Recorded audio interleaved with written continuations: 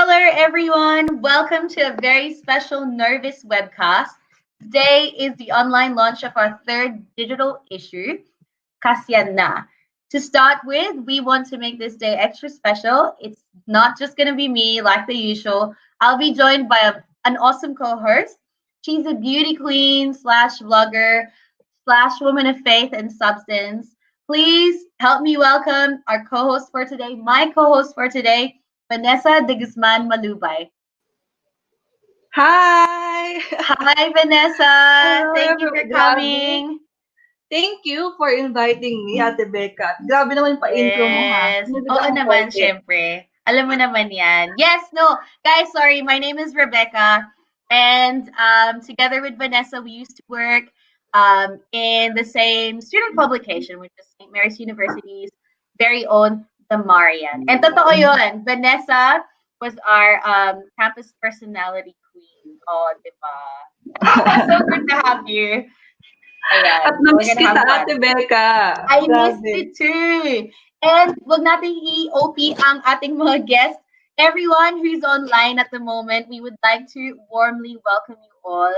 Thank you for joining, and don't forget to actually share the stream to your friends and families and get them to join the fun. So again, welcome to the online launch of our third special issue, Kasiyanna, an anthology to honor the traditional rich cultures of indigenous peoples of the Philippines and shed light on the collective issues within their communities amid the pandemic. So this issue is actually a collaborative project with Lingkod Maria Community Development and Advocacy Center of St. Mary's University, Bayombong. So this is part of their celebration of the Ethnicity Week, beginning today, running through to the 16th of October. Yes, and this issue will be available on our website, noviceph.com, and it will be available for free. Just wait until the end of this webcast, and you can stream it there sa ating page, noviceph.com website. It's gonna be for free. And the digital issue will be used as a learning and reference material in general gen ed classes sa SMU. So, abangan nyo guys hanggang matapos tong webcast na to. Yes, stay tuned. And not only that, Vanessa, we're also going to be joined by three talented performers. So stay tuned for their performances later as well. And what else? What else do we have in store for everyone who's joining us today? We have three featured creatives. Sorry? I-like nila yung natin, Facebook page natin kasi naka 7,000 plus na tayong likes eh. I-reach natin yung 10K milestone. That's true. Congratulations to our Novice PH fam. And also today, like I was saying, we have three featured creatives in this special issue. Like Vanessa said, stay tuned. We're going to have a taste of what they've written and what they've contributed to Novice. So we'll get to know more about them in just a bit. And towards the end of the show, we'll have the chance to ask our guests a few questions. So as early as now, for all of you guys joining us, you can prep your questions and comment them down below later. And we'll get to hopefully have the time to ask our very special guests. So without further ado, as we always say when we start a program in our uni, we would like to officially open this launch by inviting a very special person, very influential, amazing guy who is going to do our opening talk. And let me just introduce who that person is to us. Oh, before anything else, Vanessa, I think we forgot to greet our our SMU community. yes, that's true. Sorry about that. We will make sure to greet everyone who is important to us and to this whole community. We would like to say hello to the following from St. Mary's University. We would like to greet Dr. John Octavius Molina, our university president. Dr. Moises Alexander Asuncion, our VP for Academic Affairs, and Dr. John Tayaban, VP for Administration. Hi, Sir John and Mom Clara. There are supportive coaches from St. Mary's University's Damarian. And Vanessa, who would you like to greet? We'd also like to greet Mrs. Venica Acosta, our VP for Finance ng SMU. Hi, Ma'am Nini. Also kay Father Philip Uy, VP for Mission and Identity. Kay Dr. Fe Yolanda Del Rosario, Academic Dean of School of Teacher, Education, and Humanities. Si Sir Kenneth Maslang, LMCDAC Coordinator. At si Mrs. Liza Domingo, LMCDAC Secretary. Hello, Marian Community. Hello, everyone. And I would also like to say hello to the art appreciation classes of Mrs. Melina Orbigo Ibas. Hi, Melina, and Mrs. Federica Calawagan and Ma'am Zaida Asuncion. And also to all our teachers from the Social Sciences and Philosophy Department and STED teachers and other teachers from other departments as well who have allowed their students to join our webcast today. So, ayan. Okay, finally, we move on. Oh, sorry. Meron pa tayong isang reminder pa, Ate Becca, lalo't usong-usong social media ngayon. We would like to ask our viewers to please follow us on Instagram sa IG at Novice Magazine PH and also sa Twitter, Novice Mag PH, and subscribe to our YouTube channel, Novice Magazine PH. Yun lang! Thanks for that, Vanessa. We can never forget. So they won't miss out on any of these amazing activities that we have, such as this right now. So yeah, I'll move back to introducing this very special professor of ours. He is the member of the School of Teacher Education and Humanities and a part-time faculty member of the School of Graduate Studies. He is the director of Lingkod Maria Community Development and Advocacy Center, or LMCDAC, our partner organization for this special issue. Everyone, please warmly welcome Sir Christopher Allan S. Marquez for the opening call. Hi, sir.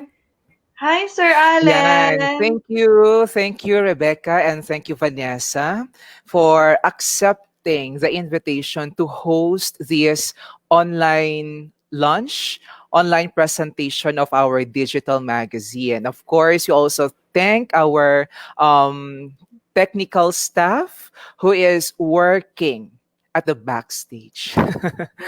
Yes. Thank you, sir. It's an honor. Take it away, sir.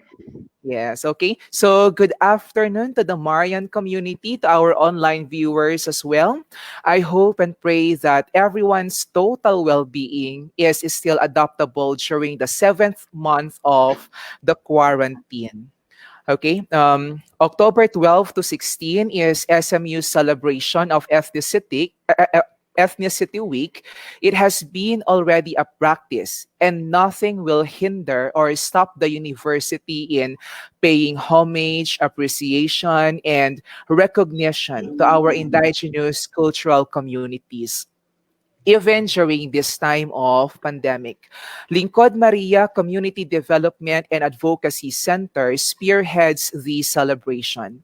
The major task of LMCDAC is to develop, facilitate, implement, and manage the community development and advocacy programs of St. Mary's University in the fulfillment of its commitment to transform the lives of people, especially the last, the least, and the lost, through empowerment activities that help them create sustainable communities imbued with Christian values.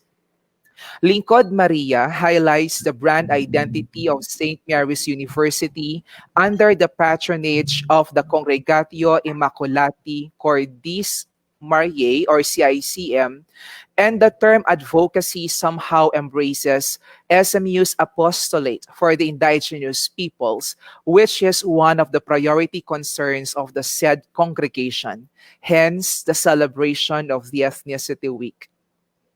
This year's Ethnicity Week is derived from the theme of the World Indigenous Peoples Day that was celebrated last August 9, 2020. In the Philippines, recognition of IPs is a month-long activity The celebration is during the month of October, which is why Ethnicity Week is celebrated during this month. But our IP brothers and sisters will always be recognized and will always be our partners in stewardship. They are our co stewards, and they are also vulnerable to the threats of COVID 19. The pandemic has reminded us about mankind's susceptibility.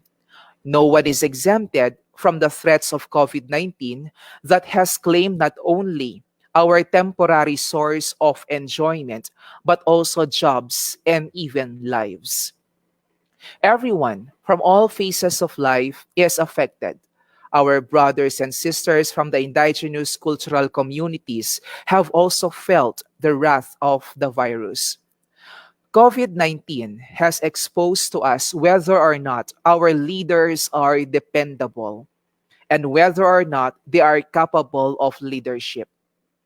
Social inequalities among people are further observed in terms of access to basic necessities like food, medicine, and education. COVID 19 has marginalized those that have been already in the peripheries. In addition, it has further tested people's resilience. Hence, the theme of this year's Ethnicity Week is COVID 19 and Indigenous Peoples' Resilience. In order to bring forth stories on resiliency of our IP brothers and sisters, LMCDAC ties up with Novice in the production of Kasiyanna, which is the title of this digital magazine. Novice is a platform made by young creatives for the passionate, the wanderer, and the free-spirited in the pursuit of fresh perspectives and inspiration from locals, emerging trends, evolving culture, and the things we love. This digital magazine encapsulates stories on resiliency of indigenous peoples through visual and literary arts. This digital magazine will also be used as an instructional material for related general education subjects. At this very moment, we are live via Facebook featuring performing artists and some contributors during this online presentation of the digital magazine. Together with the Novice magazine, we would like to thank all artists who contributed their artworks, art appreciation students, and the SMU administration. And on behalf of LMCDAC, I would like to enormously extend my gratitude to the brilliant and creative minds of Novice. So at this point, I personally appeal to everyone that we should normalize authentic diversity. Let us continue the conversation. Kasyanak, all will be well. Thank you, Agyamanak. Thank you so much, Sir Allan. So full of wisdom and so full of insight that was. Don't you agree, Vanessa? Grabe. Actually, dahil sa sinabi ni Sir Allen, parang nakita ko lalo yung high importance ng celebrating Ethnicity Week, lalo't sa panahon ngayon ng pandemic. So thank you, Sir Allen. And before we proceed with asking some interesting questions kay Sir Allen, we also like to say hello to our almost 200 viewers, and we encourage you everyone na kung may Yay! mga questions kayo, Thank just comment down below, and we're gonna include those questions sa ating Q&A portion mamaya. And it's very you. interesting, Ate Becca, kasi sa panahon ngayon parang bihira ng pag-usapan ng IP, pero ayon kay Sir Allen, indigenous peoples have inspirational impact sa atin even during this time of pandemic. So thank you, Sir Allen. Yes, thank you, Vanessa. I would like also to add something for our Marian students to be updated on community development and advocacy programs of the university. They can always visit the Facebook page of LMCDAC, Lingkod Maria, Community Development and Advocacy Center. Thank you.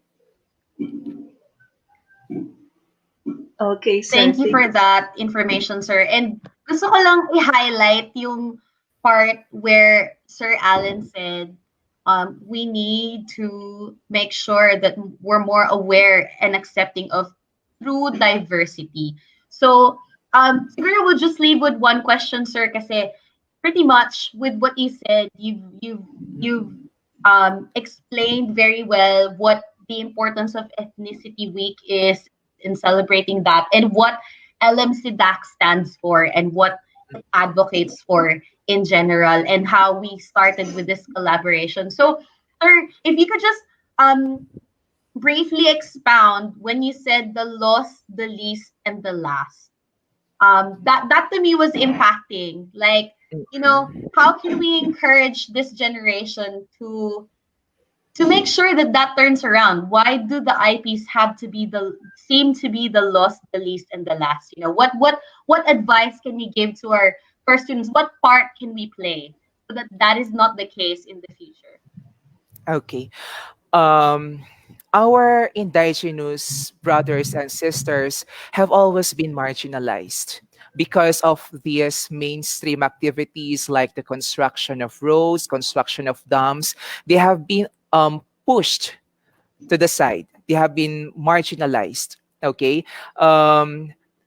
That's why we as non-indigenous peoples, we have to not isolate ourselves from them. We should always be with them, Mhm. okay? Because sometimes the least, the lost, and the last will remain as the last, the least, and the last, and the lost if we ourselves would isolate ourselves from them. So, kumbaga, it is always better for us to be united together.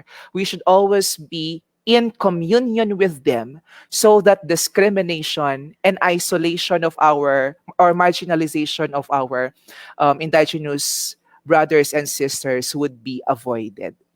Mhm. Wow. Very well said, Sir Thank you, Allen. sir. So Okay, parang thank yung mensaheng ito ini-ignite sa atin yung aalasin yung walang pake na kultura, but rather yes. be hindi lang sympathetic but rather compassionate. Kumbaga, Mm. Sir Allen, di ba? Yes, Okay, yes. thank you so much, Sir Mm-hmm. Allen, for reviving the spirit of compassion among the Marian community and more than the Marian community, all people, even the youth and the elders around the world. So, thank you, Sir Allen, for that. And we would, before we proceed to our featured creatives, syempre kailangan ma-entertain din tayo ng mga talented performers natin who hail from SMU. So, may we welcome our first performer, si Marinel Villanueva. Marinel Villanueva is from Quirino Province. Wow, I love that province. Naganda Hello. ng asawa ko. Hi, Hello Marinel. everyone. Hello po So, everyone. Hi, Hello Manel. to our Marian Ang ganda. community and all online viewers po. Hello po. Good afternoon.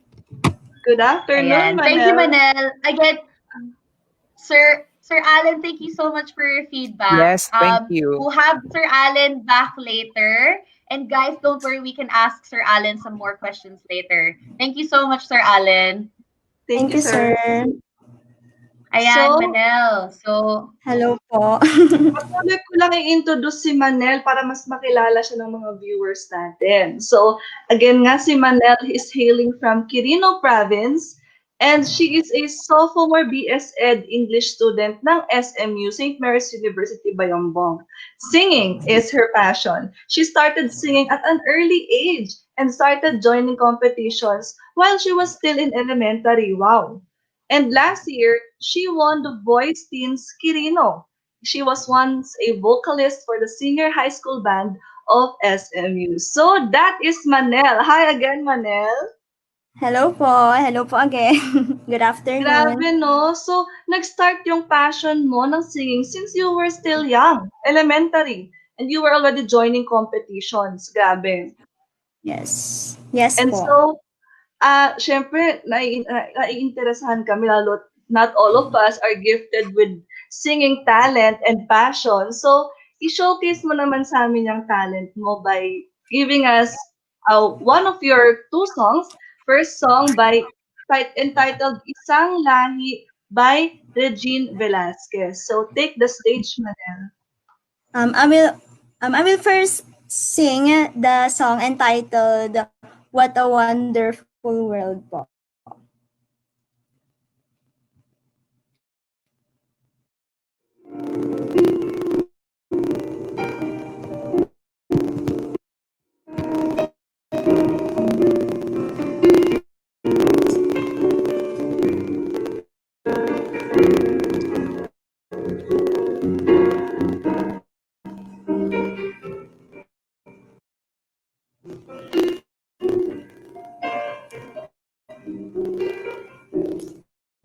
I see trees of green, red roses too. I see them bloom for me and you, and I think to myself, what a wonderful world.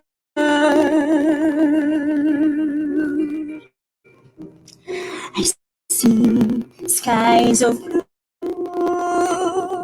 and clouds of white, bright blessed days, dark sacred nights, and I think to myself, what a wonderful world.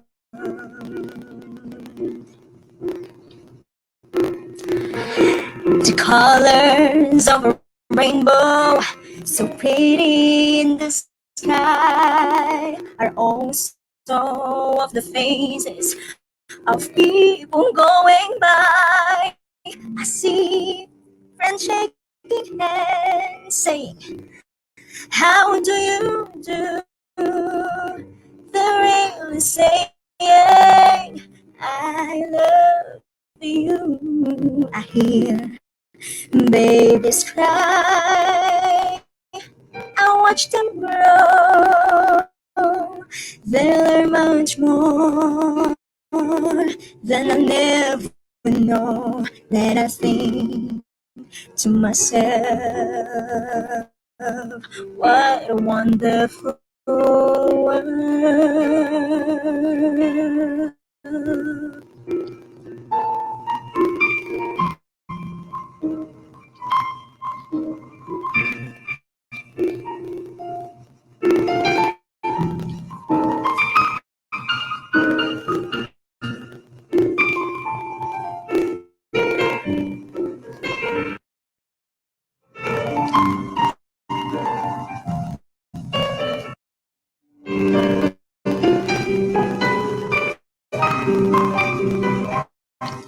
I hear babies cry. I watch them. There much more that I never know than nothing to myself. What a wonderful world. Oh yes, there's a thing to myself. What a wonderful world.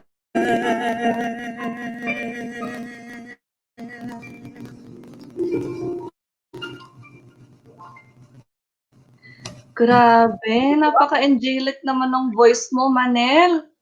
Talagang Thank you you are po. born with a talent and hinone mo talaga. That's why we are so excited na mapakinggan pa muli ang boses mo. Give us another performance with your second song. Okay, ma'am. Take it away, Manel.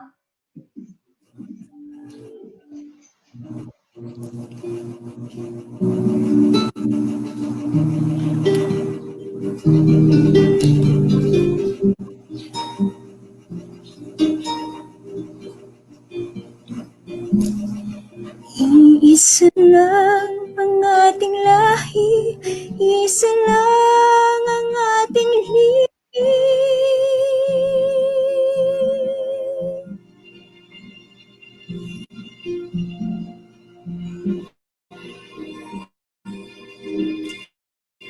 kung ang tinig kinarinig. Ano nga ang halaga ng buhay sa daigdig?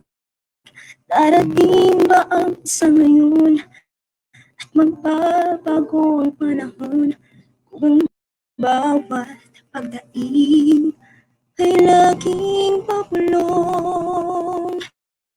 Aanhin ko pa dito sa mundo ang mga matang nakikita'y di totoo.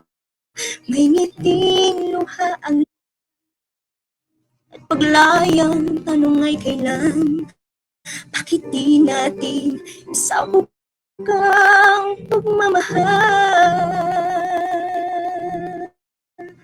Sundan mo ng tanaw ang buhay.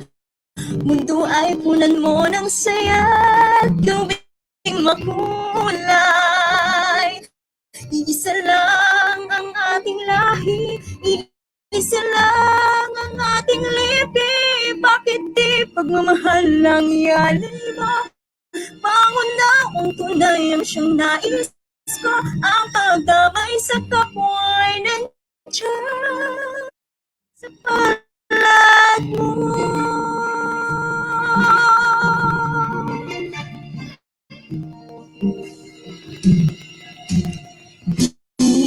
At ang gabi ay mayroong wakas, pagkatapos ng dilim ay may liwanag. Araw ay agad nasisikat, iilawan ang ating landas ng magkaisa ng bawat nating pangarap. Sundan mo ng tanaw ang buhay. Mundo ay punan mo ng saya at gawing makulay. Iisa lang ang ating lahi, iisa lang ang ating lipi. Bakit di pagmamahal lang ialay mo? Pangunawang tunay ang siyang nais ko, ang pagdamay sa kapwa ay nandyan sa palad mo.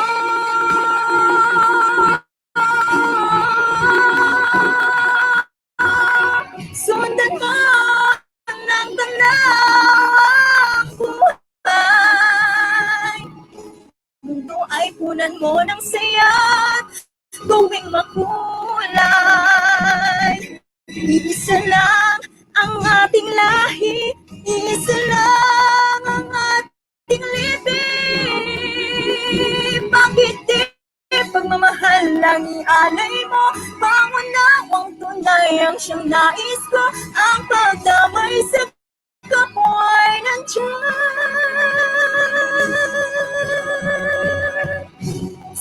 sa palad mo.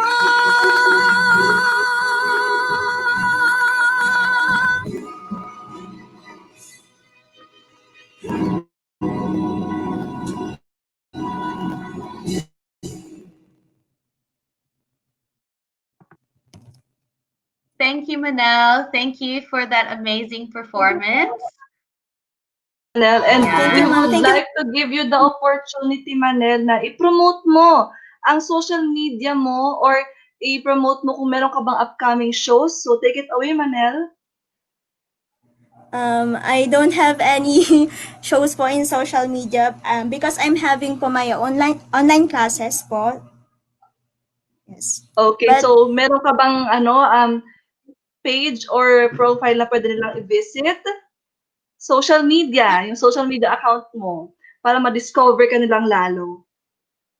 None po, but I am trying to upload covers on my Facebook po, Manel Villanueva po.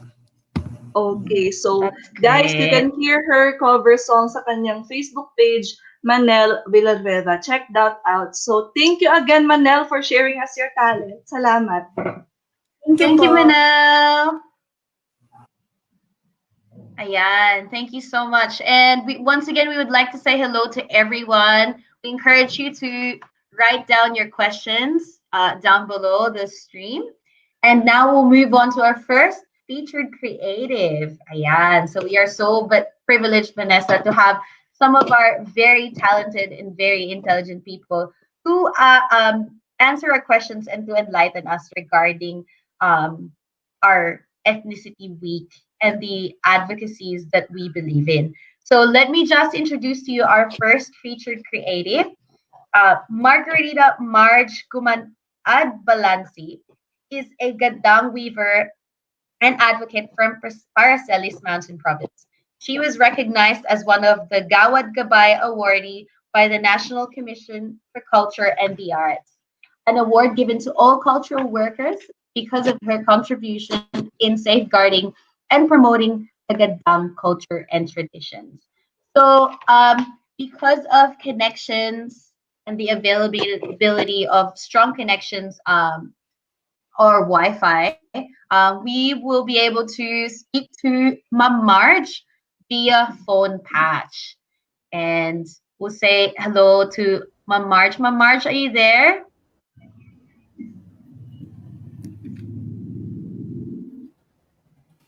Hello, Ayan. Mama.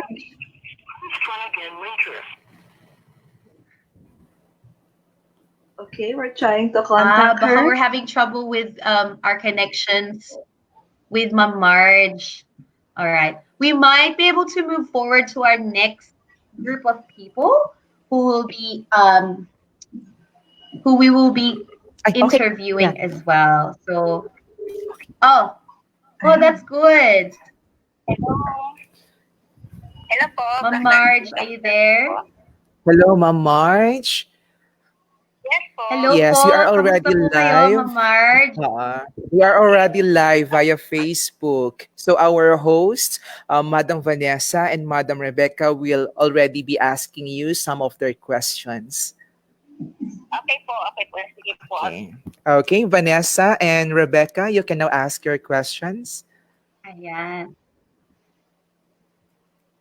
Thank you, Sir Allan. So we'll go straight into it. We'll dive straight into it. Ma'am Marge, so with gadang weaving, so would you be able to give us insight po on how this tradition has been passed on at kung ano po ang inspirasyon sa likod ng mga disenyo ng ating gadang weaving? Hello po, sir. Okay, come again, Rebecca. Yung inspirasyon po, sir, at kung paano Okay. Ma'am Margaret, at kung paano Rebecca po is naipasa ang asking tradisyon. kung ano yung naging inspiration mo at kung papaano ito naipasa sa iyo. Okay po. By the way, una po sa lahat, humihingi po ako ng pasensya sa lahat ng viewers natin sa FB Live at sa lahat ng mga nakikinig kung hindi ako naka-appear ngayon sa online dahil po sa trouble ng internet dito sa amin. Okay po. So, bali po yung naging inspiration po sa akin kung bakit ako naging culture advocate at nagpo-promote ng mga kultura ng gadang ay dahil sa yung nung before kasi po hindi pa masyadong nakikilala yung gadang. Pero marami kaming dapat na ipagmalaki sa buong mundo. Una-una po sa lahat ay yung mayamang kultura at tradisyon namin.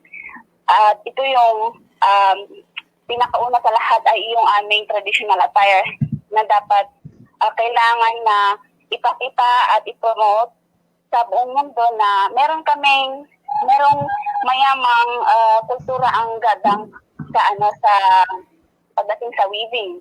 So yun po yung bale nagbigay talaga sa akin ng inspiration para i-promote, ipakilala, magbigay ng awareness at proper education about our history sa buong mundo through the outreaches and cultural outreaches and social media platforms. So, at pinagpapasalamat ko po na ngayon po ay unti-unting nakikilala ang tribong gaadang. Hindi lamang po dito sa aming community, kundi po sa labas po. Yun po sila. Okay. Paano po ito naipasa, ma'am, sa inyo at paano ito maipapasa sa susunod na henerasyon? Okay, sir. Sige po.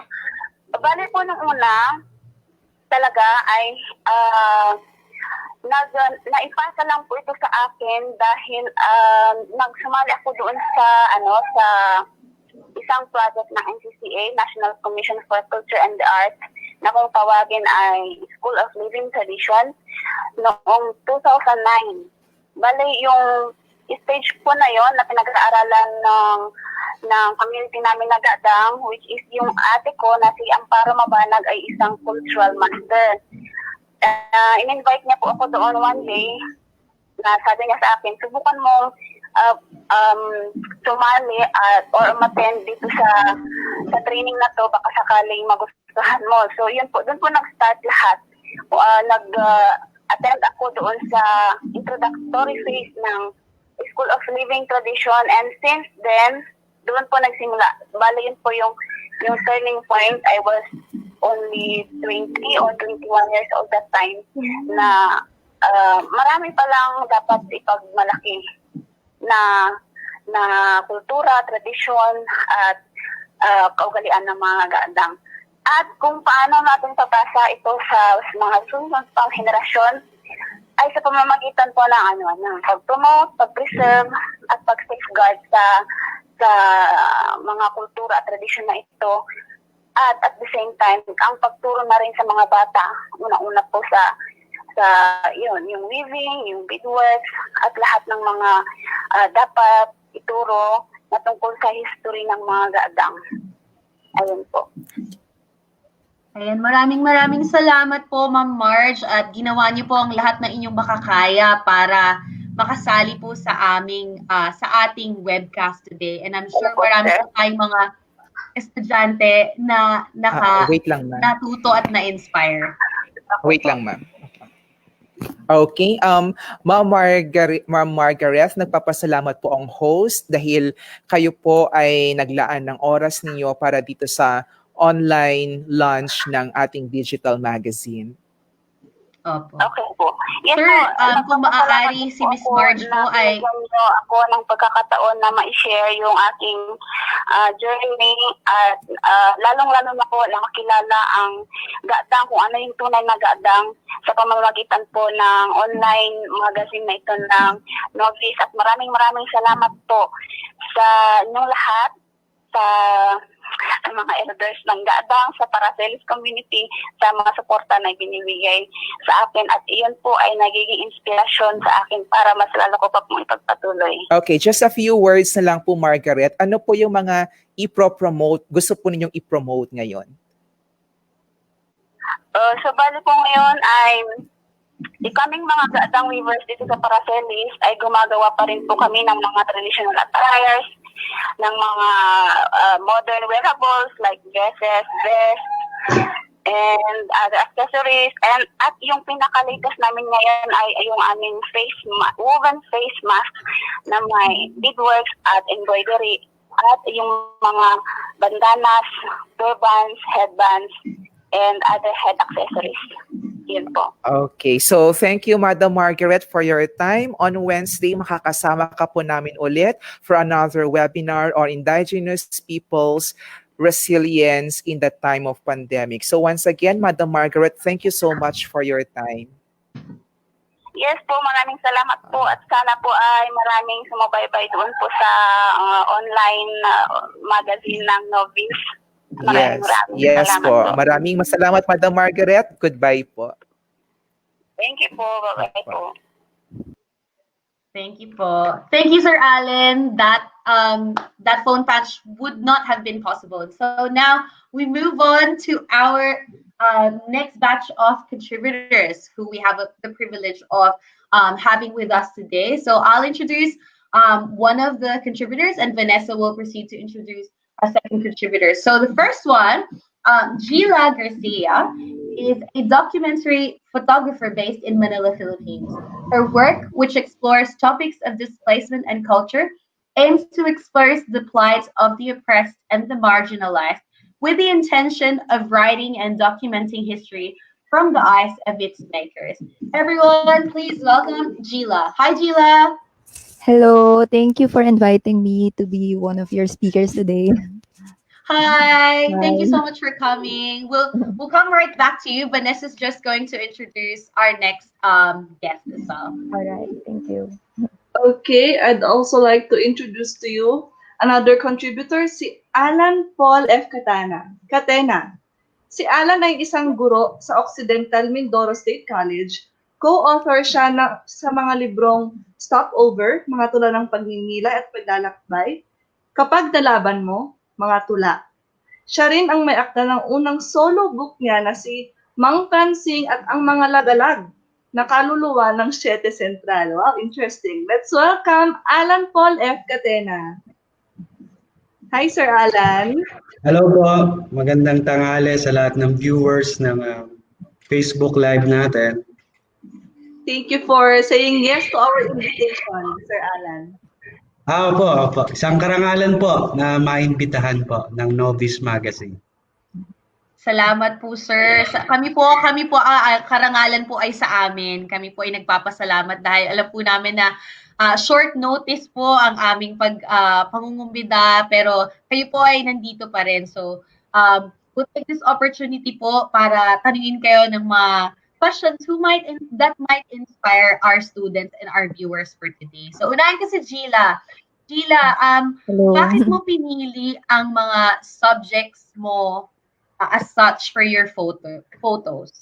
Well, I feel like sobrang underrepresented kasi ng indigenous peoples yung narratives nila. So I feel like very important na makapture natin yung realities nila and discuss it in a different context. I mean, hindi naman sila underrepresented. I just feel like there are a lot of narratives na hindi na-touch ng maayos because when you look at their photos, mainstream, napaka-simplistic ng issues, hindi masyadong nahihimay yung mas malalim na issues ng mga IPs. Kaya for my photography, mas gusto kong mas palalimin at mas bigyan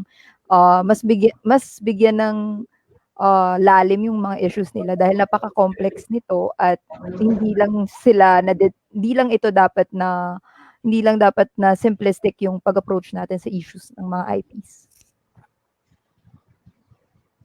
Salamat, Gila. And I totally agree. And so, my second and last question would be, how powerful do you think photography is for the IP communities?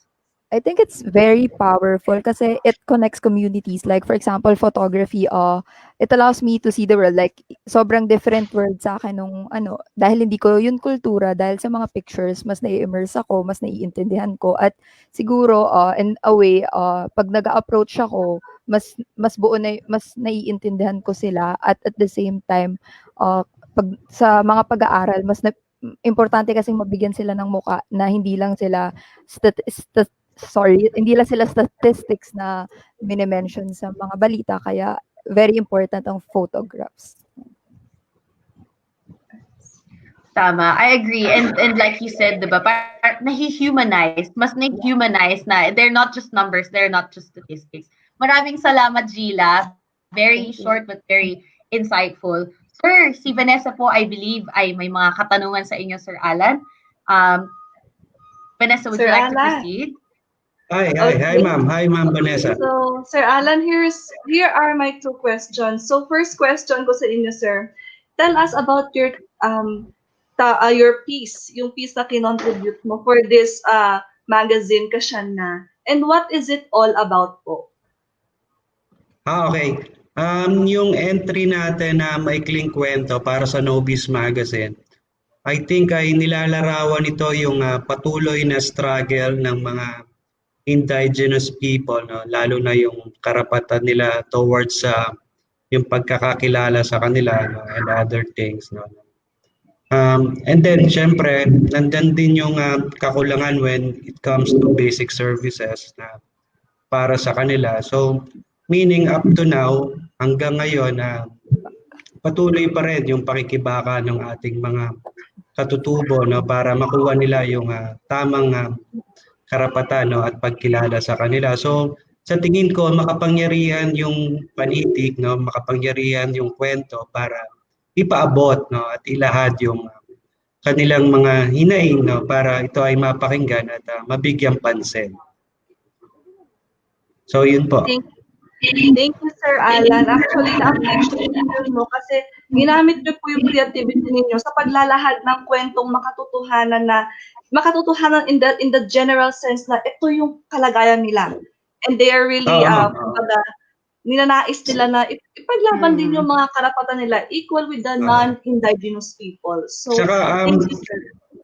Siguro gusto ko lang din idagdag, no, na gusto rin natin itampok dun sa kwento na hindi rin malaya o hindi rin sila nakakaligtas sa mga iba't ibang uri ng pang-aabuso. So maganda rin na maisalarawan natin ito para at least malaman, no, na hindi iba o nangyayari talaga sa totoong buhay at sa realidad yung mga ganong pang-aabuso sa kanila. Okay, sir. Thank you so much.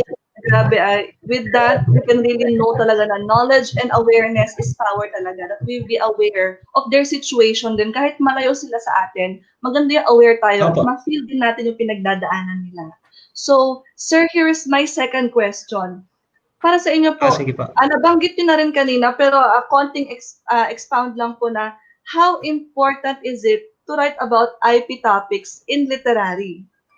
Kung gaano po siya kahalaga? Ako kasi naniniwala ako na kung sino sila, yun din tayo, 'di ba? Meaning sila yung nagre-represent kung sino talaga tayo. So hindi natin sila pwedeng isang tabi, no? Hindi natin din pwedeng sabihin na sila ay isang hindi kasama doon sa mainstream na kultura natin, no? Naniniwala ako na sila talaga yung pundasyon ng ating kultura, no? Kaya nararapat lamang na mas bigyan sila ng atensyon at pagpapahalaga.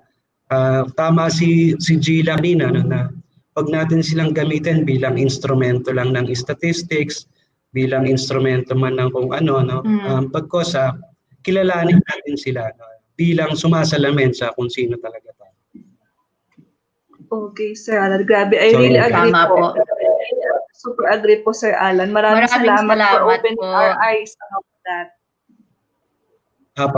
Sir Allan salamat din po. Gila, 10 ng Novice ay muli nagpapasalamat po kami sa inyong pagbibigay ng inyong talento at oras sa amin. Hindi po mababayaran, mapapantayan yung sabi nga ni Vanessa, yung knowledge at yung awareness po sa pagpapalawak. At sa maikling oras po na ibinahagi nyo, kami po ay, sabi nga niya, na-enlighten po sa inyong mga sinasabi. And para po sa ating mga viewers, abangan nyo po ang mga contributions ni Sir Allan at ni Gila sa ating magazine. So stay tuned. Yan. Patikim pa lang, pero nakikita nyo na ang depth at yung importance ng mga ng ating mga advocacy sa IP. So maraming salamat po ulit Sir Allan and Gila. Kung meron po kayong mga social media at mga proyekto po na gustong ilahad sa mga viewers natin para makita pa nila at ma-follow nila ang inyong mga ginagawa. Mauna na po kayo Sir Allan. Ako gusto ko lang imbitahin yung ating mga viewers na sana suportahan lahat ng mga akdang Pilipino, no, sa panitikan, no. Partikular na rin yung palabas natin na libro na si Mang Pranseng at ang mga lagalag na kaluluwa ng 7 Central. Isa itong indie publishing, no? Pero naniniwala kami na malaking boses yung indie publishing, no, pagdating sa pagpapalawak, no, kamalayan natin at pagkukwento ng mga danas natin sa lipunan. Salamat po. Salamat po, Sir. Gila, ikaw naman. Para sa akin naman po, pwede pong sundan yung work ko at Gila Garcia sa Instagram at Gila Manila din po. Yun lang po. Ayan. Salamat. Please po sa ating mga viewers, paki-share sa inyong mga family and friends ang shinare ni Sir Allan at Gila. Tamang-tama na suportahan po natin ang panitikang Pilipino. Salamat po ulit, Sir Allan and Ma'am Gila. Sana po makasama po ulit namin kayo. Thank you so much. Ayan, Okay. Vanessa. Ang bilis, Grabe. pero mabigat, di ba? Now, we will move Siksik. on to our second performer.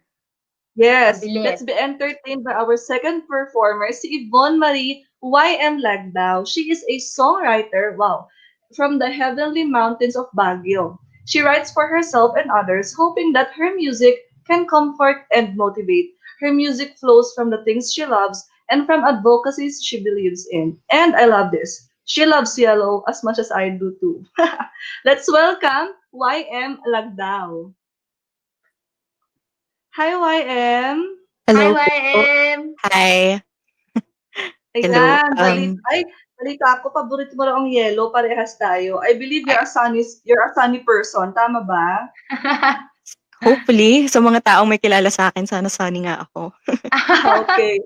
So we would like to hear your voice kasi sabi mo nga, your music aims to give us comfort and motivation. So pakinggan naman natin ang first song mo, which is an original song na entitled Naririnig Kita. Take it away, YM.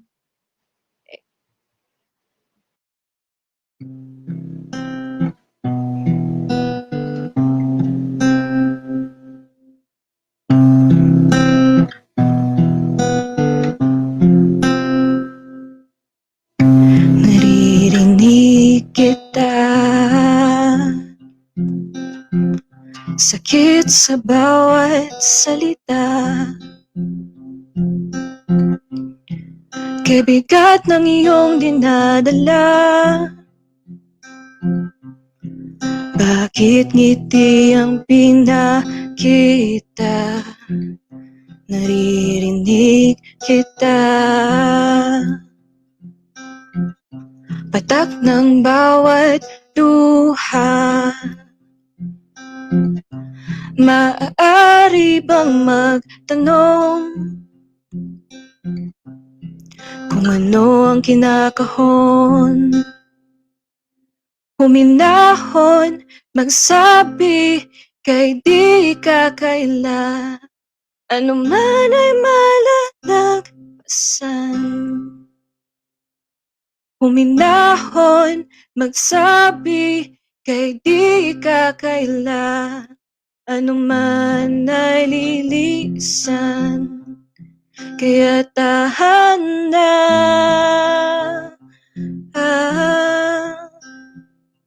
ika'y magpahinga.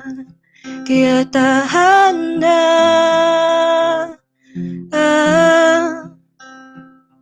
ika'y magpahinga.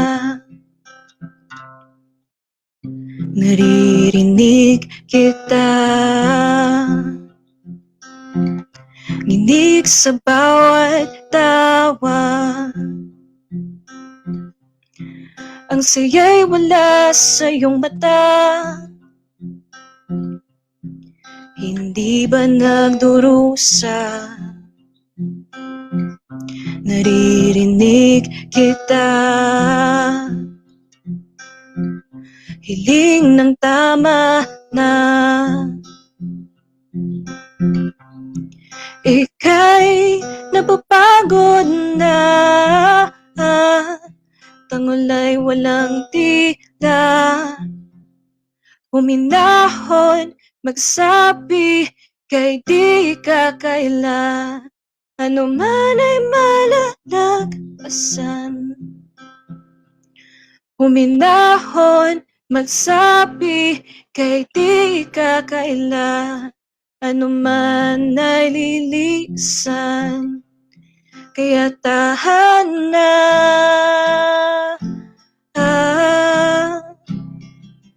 ika'y magpahinga. Kaya tahan na,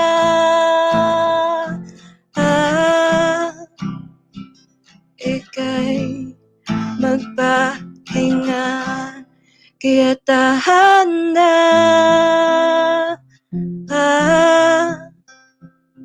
ika'y magpahinga. Kaya tahan na,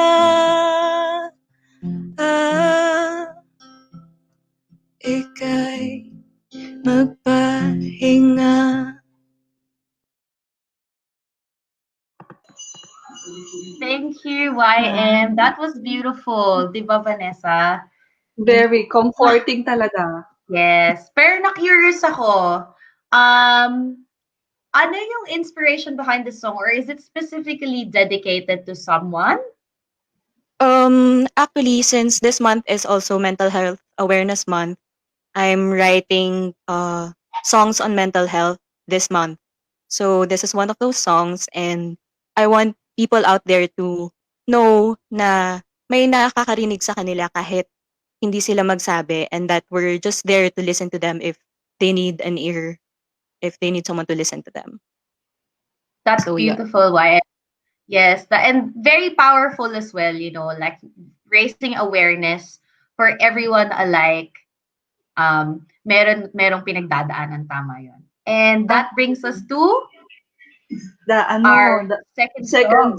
song ni pero before that, I would just like to Yes. comment yung sinabi mo, YM, no, na really listening is very important to those na may pinagdadaanan. So thank you dahil sinasabi mo sa aming naririnig kita. Okay? So pakinggan naman natin yung second song mo, which is kinompose mo talaga, entitled Kasiyanna, specifically for this launch ng online magazine natin. So pakinggan natin ang original composition again ni YM, Kasiyanna.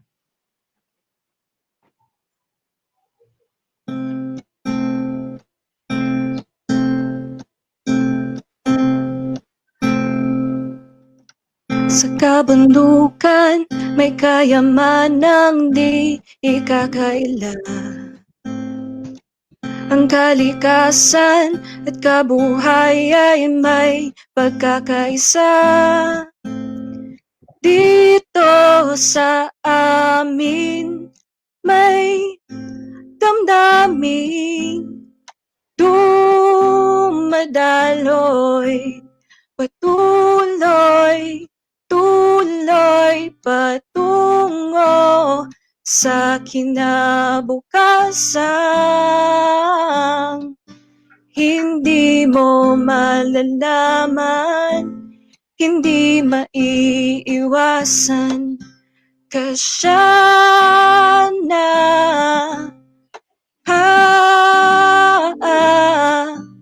sa bukas may pag-asa, ngayon'y magkaisa. Kasalukuya'y nanghihinayang saan makakarating. Ang ating buhay ay binabago ng ilang may galing. Kailangan at kagustuhay madalas magkaiba. Ang ating yaman ay nasaan, nasaan. Kasiyanna,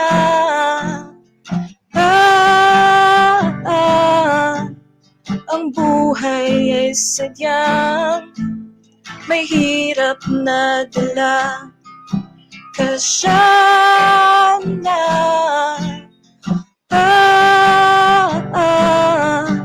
sa bukas may pag-asa, ngayon'y magkaisa.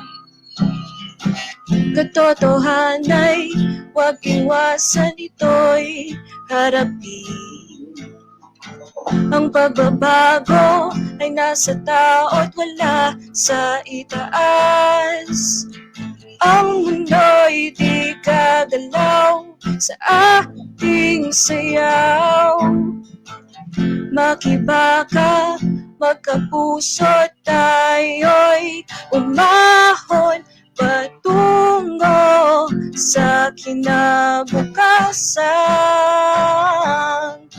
Hindi mo malalaman, hindi maiiwasan. Kasiyanna,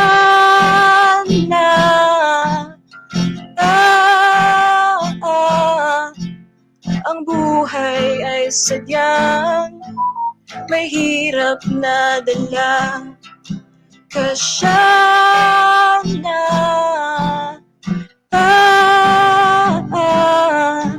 sa bukas mas may pag-asa, ngayon'y magkaisa. Wow.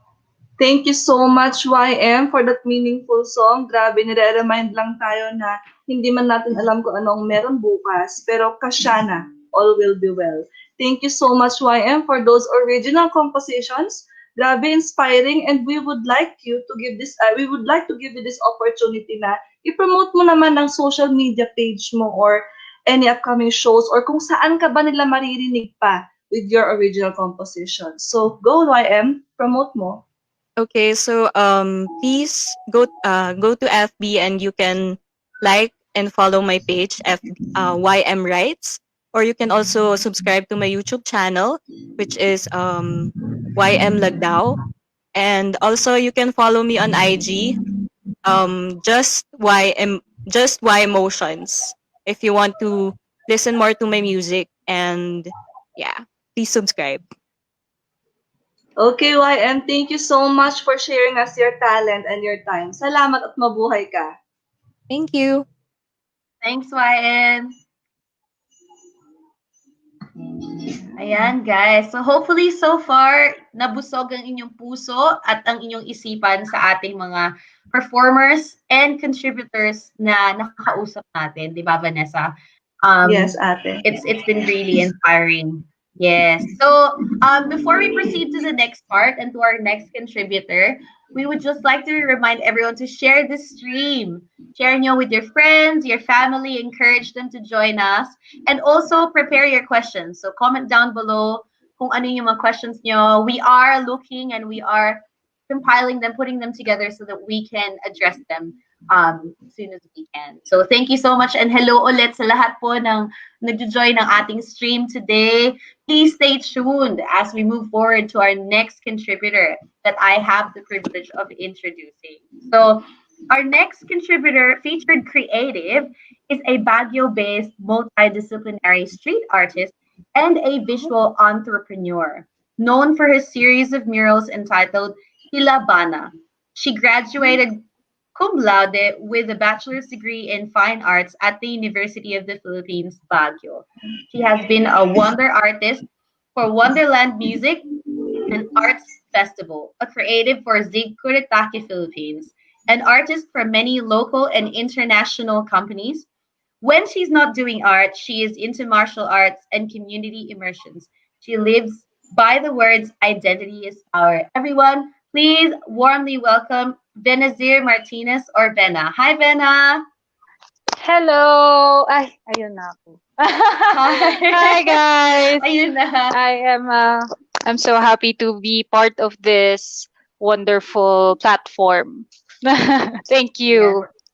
No, thank you, Bena. We're so happy to have you here. We're so honored to have someone as talented as you, so eager to share your talent. So, ayan. So, we'll move to your first question. So, I'm pretty sure meron din mga magtatanong sa comment section. So, hopefully we get to address that later. So, I was gonna ask you to just generally describe your art. But in relation to that, your interview, which is going to be on our third digital issue, you mentioned how you describe your art and what it reflects. So you said that it reflects the social and political issues surrounding IPs as well, particularly issue of self-determination. So can you expound a bit on that? Because I feel like that's going to describe your art. Well, yes, actually. So generally, kasi i-describe ko lang yung visual representation ng work ko. So I do street art and generally around the Cordillera region, and I also explored some parts somewhere in Luzon, sa Manila din. But I focus mostly here in the Cordillera. Kasi, yun nga. So, particularly on self-determination, my prominent stroke is more about cultural identity. And sabi ko nga dun sa introduction nyo, di ba, that identity is power. And naniniwala ako na once you have this strong sense of self, you will have the confidence to explore the world. And so, ayun, and I mostly, sorry. I explore the concept of indigeneity. And siguro nag-start yon nung college ako. Doon nabukas ang aking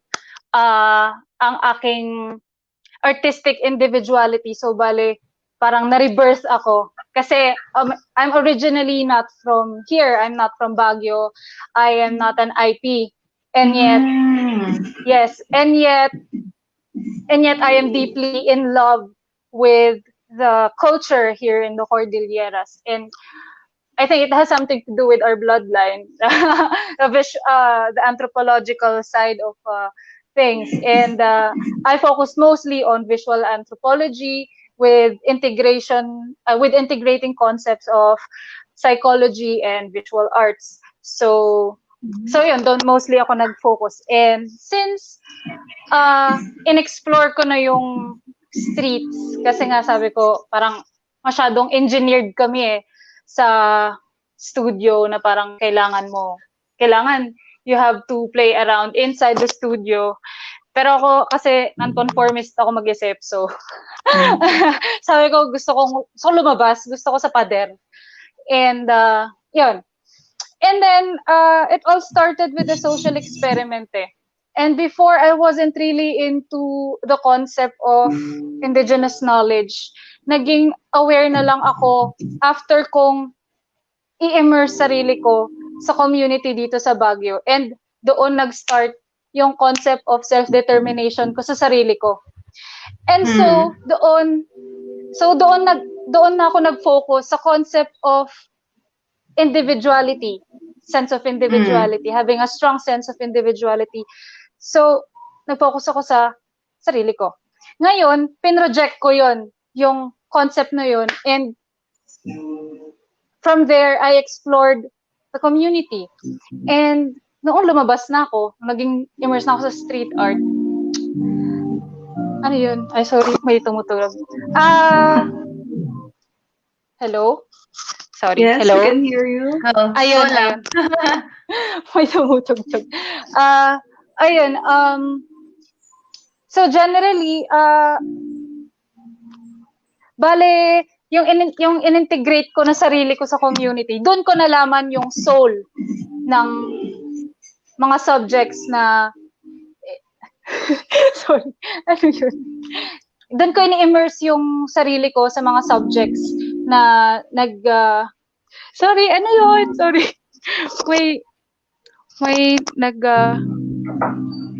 Okay lang, clear ka naman sa amin then. Oo, hindi kasi may nadidistract lang ako sa sound. Anyway, so particularly on this issue of self-determination, I believe that my role as an artist who engages mostly on socio-cultural presence of our indigenous identities. Street art as a supplementary learning tool, I believe na dinidemocratize niya yung learning system. And so as an artist, I think that's my sole purpose. And through my works, I get to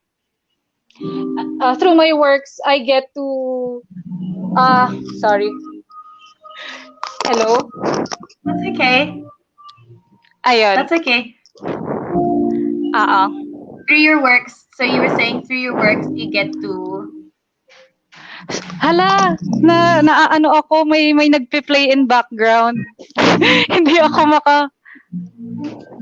Hello? We're not sure din Hello?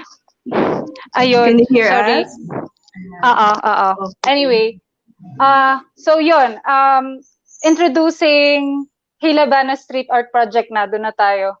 So it's practically a social experiment, and it's my self-developed advocacy using site-specific street art. And I focus more on the visual perceptions of the public through using Gestalt theory focused on psychology. And this series of public art, it helped me immerse myself through the soul of the community. And so using this platform, diba? doon ako nagkaroon ng sense of identity using their stories. So itong street art nito, ito yung tumulong sa akin to help sorry. Ayan. Sorry, ano kasi, may I think, can you hear us, Bena? Hello? Hello. Ayan, malinaw pa rin naman. Okay, malinaw pa rin. So, ang galing mo, through your, actually parang unique na yung art mo kasi, murals, maraming murals, Yes. pero only few portray art, IP. And that's what you're doing. So, ang galing, yung uniqueness ng identity mo as an artist. And so, here's an interesting question for you, Bena. Ngayong time ng pandemic, tingin mo ano yung impact or relevance or kahalagahan ng art? Kasi 'di ba in pandemic, people would think ang kailangan lang yung basic necessities. For you as an artist, ano yung relevance ng art during this time of pandemic?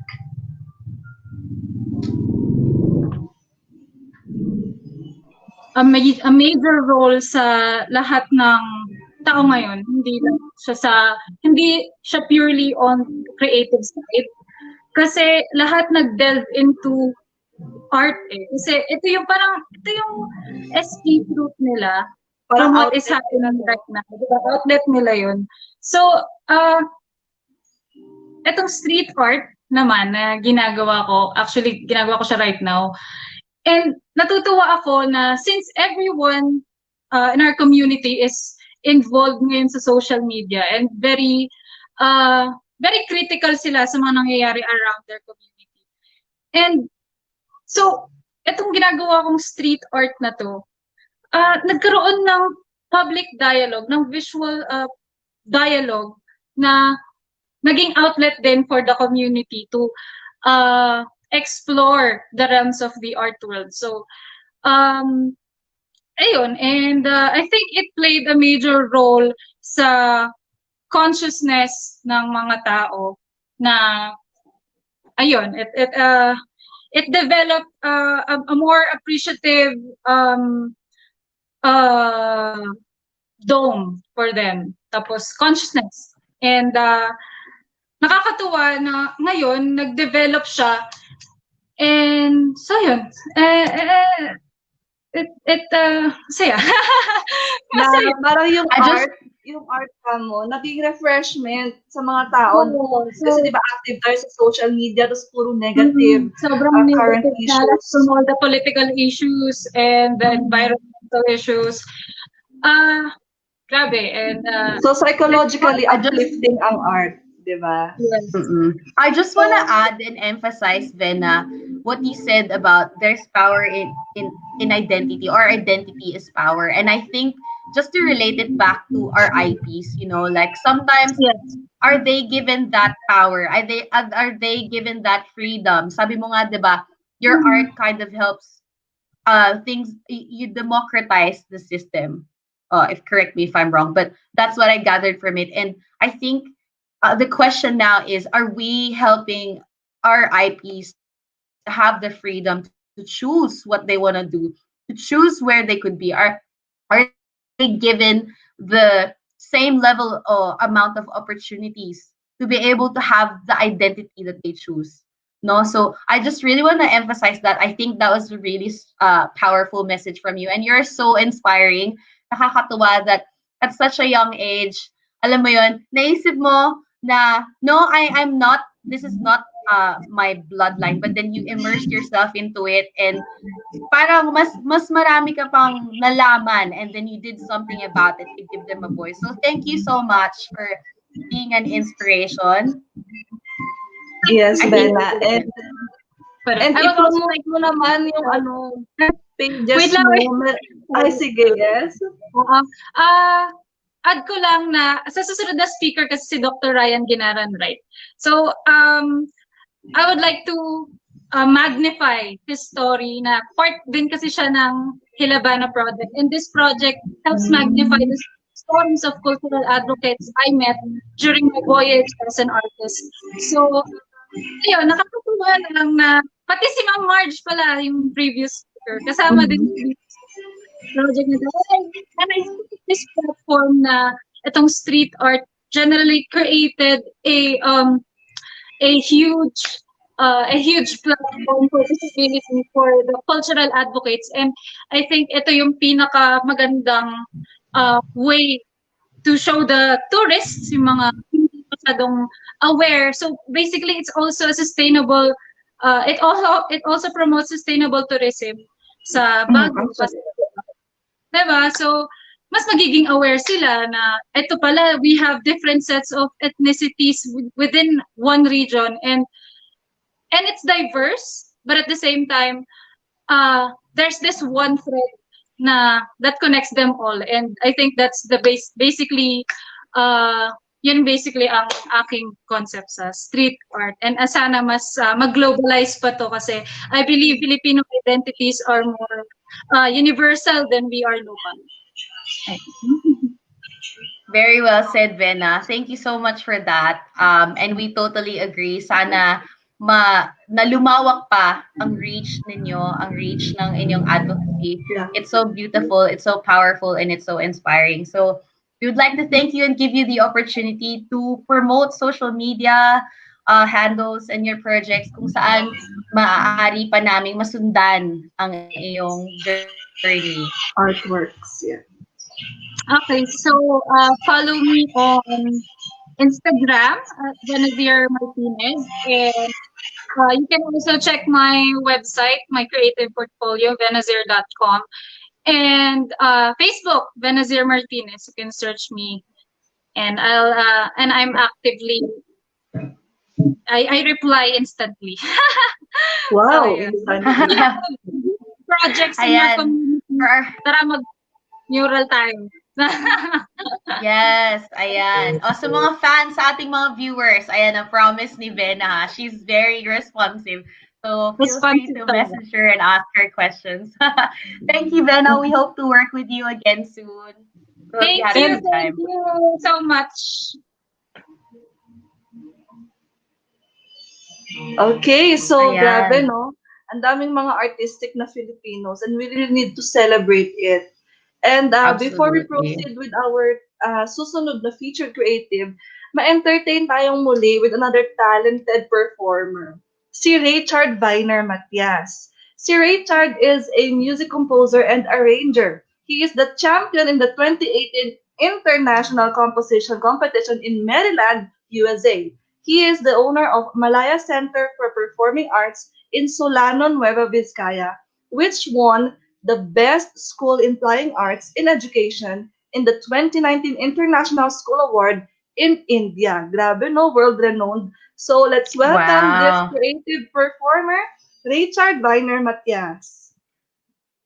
Hi, Sir Richard. Hi, Richard! I think it's still connecting. Yan. Hi, Sir Richard! Richard. Can you hear us?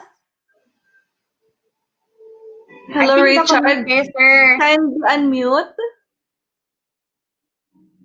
Ayan. Hi, Ayan. Richard.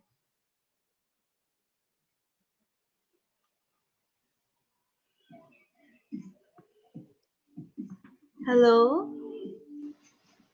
We still can't hear you. Paki-unmute, Richard, para marinig namin ang iyong golden voice.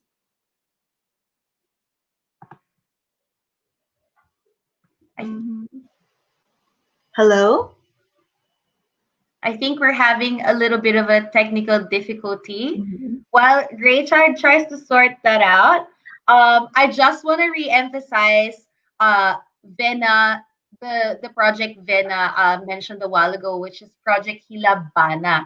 So she mentioned that Ma'am Marge and our next guest contributor, Dr. Ryan, is also part of this project. So please, we, on behalf of them, we promote this project to you guys, to all our viewers at the moment, everyone who's streaming. If you could research and find out how you can be part and how you can support this this project. All right, and also don't forget to subscribe to our YouTube channel, follow us on our social media platforms. We're on Twitter, Instagram, and Facebook, and we're also very responsive. So feel free to look out for our next projects as well. So, Sir Richard, okay na po ang inyong mic?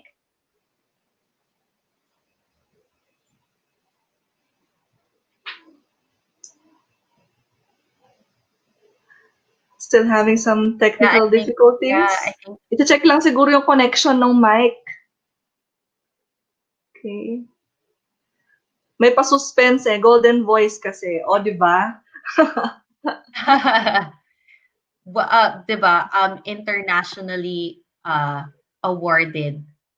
Yeah, and proud pa ng pride ng Vizcaya, province of Nueva Vizcaya.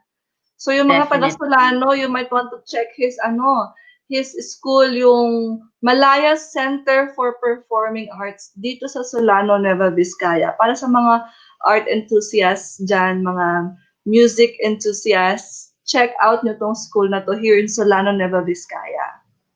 Definitely. Ayan. Well, we're waiting for the technical problem to be resolved. I guess it'd be great to kind of go back on the highlights of what we've spoken about so far, because a lot of our viewers are students at the moment, Vanessa. So, ikaw, ano ang highlights? So, what a couple of highlights from what we've so far discussed? Ako, Ate Becca, yung tumatak sa akin is that kung papansin natin, yung usual trend na ngayon is that more millennials are actually more accustomed sa Western influence. Ayan, si Richard is back. Hi, Richard. Hello! Pasensya po ha. Okay, Suspense. Nakakainis naman tong mic na to. Ayan. Sabi nga ni Vanessa, suspense lang yun. Para naman ma-build up. Ayan. So, before we proceed, I personally would just like to congratulate you, Richard, sa iyong mga accomplishments. You are our pride naman. Sabi ko kanina, kasi naman akong na-contribute, nakaka-proud lang, di ba? That you have gone so far. Ayan. So, maraming salamat po. Vanessa, yes, and thank you for being here. So, Vanessa will give you the floor. Ano ang kanyang first song? Richard, nakaka-proud. You are internationally renowned sa mga accomplishments mo. And so excited, I believe, ang mga viewers natin to hear how talented this person is. So give us your first performance, your first song. It's actually an Igorot love song entitled Layag Ay Nanlikhatan. Okay, take it away, Richard.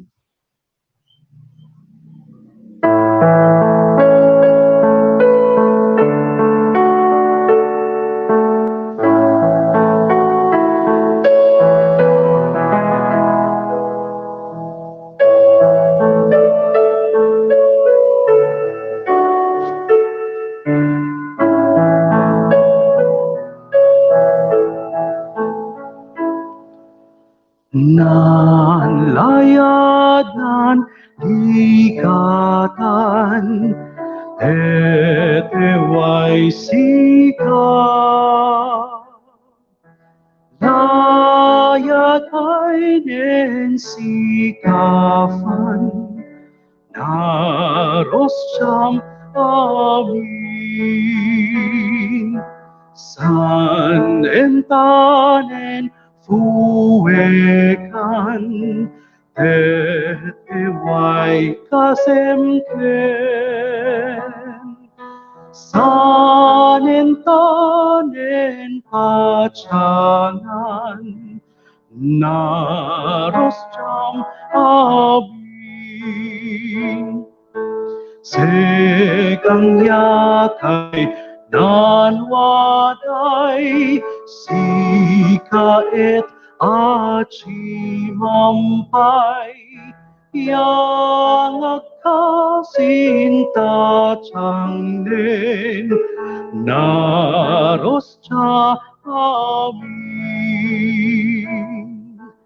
Taken mo man mo wasen, sumegang kaman.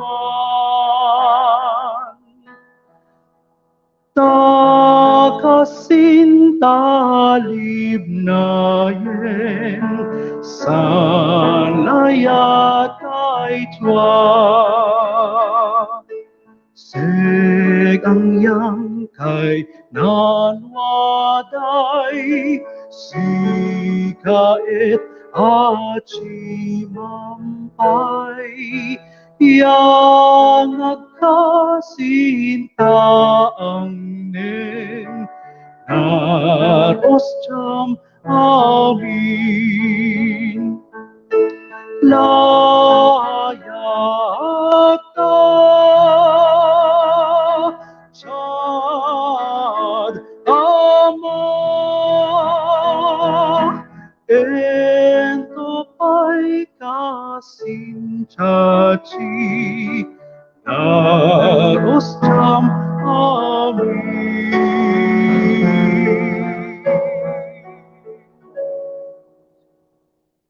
ento pa'y kasintachi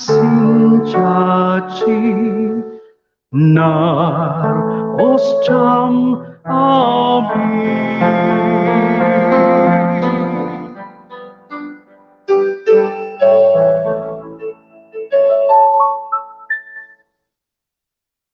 Wow, Richard, thank you so much Yes. for that. Alam mo, I'll be honest. Like literally, I didn't understand what it was saying, but the way you sang it and the way the words were just so beautiful, and the tone, it felt like I understood it. If you get what I mean, diba? It felt like I understood it, and that it was beautiful, it was heartwarming and heartbreaking at the same time. So sobrang galing. Thank you so much. And that leads us. Just really short, ano yung pinaka-gist ng song na ito? Anong ibig Ah, sabihin ng layas ay nanlikhatan? actually, ang storya nung buong song ay love song siya na dalawang tao na nagre-reminisce ng past, tapos nagkaroon ng di pagkakaunawaan. Tapos ang tanging sagot sa huli ay magpakasal na rin sila. Ah, Ay, ganun pala. yes, parang Parang sa mga Tagalog sa hinaba-haba ng prosesyon. Doon yes din naman. napupunta. Oo. Ayan pala. Ayan, so we're also excited for your second song, Richard.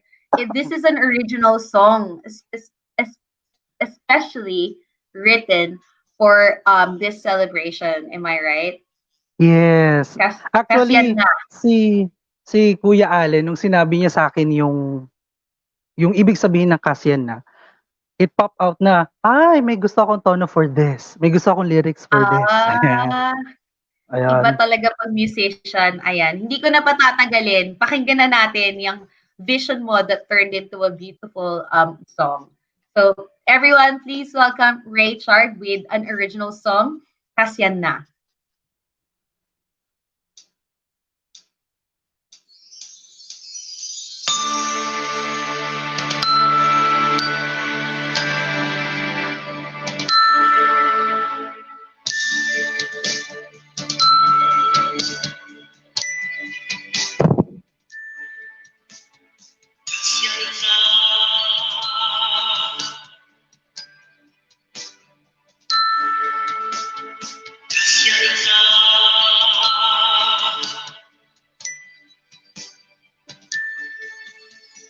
Kahit ano ang iyong hangarin, malayo man ay aabutin. Malapit yan, oo malapit lang, malapit nang makamtan. Anumang problema'y kakayanin, kahit ano ang iyong danasin. Kaya yan, oo kaya yan, kaya yang malagpasan. Kasyan na tiwala lang, kasyan na abot mo na yan. Walang pasanin ang di kakayanin, umasa kang maaayos din yan.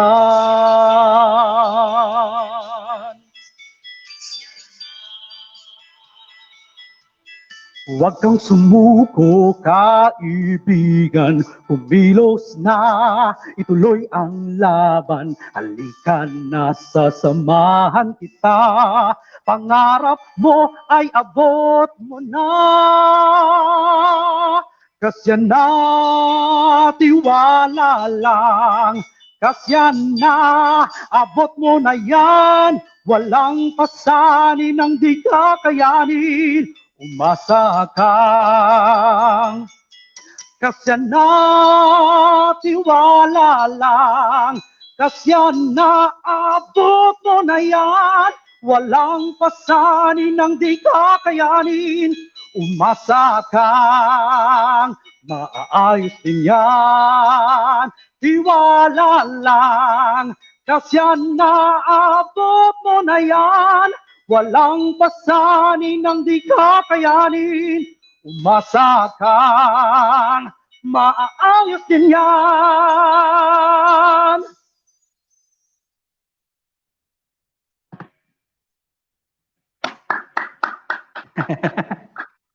Vanessa, I think you're on mute. Ayan, in-unmute ko. Ayan, sorry. Grabe, Richard. Ako'y amazed na amazed. Napaka-powerful Thank you ng po. pagkanta mo. Considering nakaupo ka pa niyan, ha? Di Oo ba? nga, may belting na nakaupo. Hands down, Richard. Nakaka-proud. Andito pa sa Solano yung school mo. So, I believe you've really gone a long way na naabot mo yung mga international achievements mo because really you believed in the talent that was given to you. So, Richard, what are your final words sa mga kapwa mong aspiring musicians? And after that, i-promote mo na rin yung kung anong mga platforms, social media mo, or any projects mo. And even yung school mo. Yun, ang lakas naman nung final words ha. Lakas makabarong. Pero maraming salamat unang-una sa May Kapal dahil binigyan niya tayo ng buhay at sa musika at sining na ibinigay niya sa lahat. Sa aking asawa at anak na napakaganda at napakababait. Sa lahat po ng mga patuloy na naniniwala na makapangyarihan ng musika para magbahatid ng maganda, kaaya-aya at nakakagalaw na mensahe para sa lahat.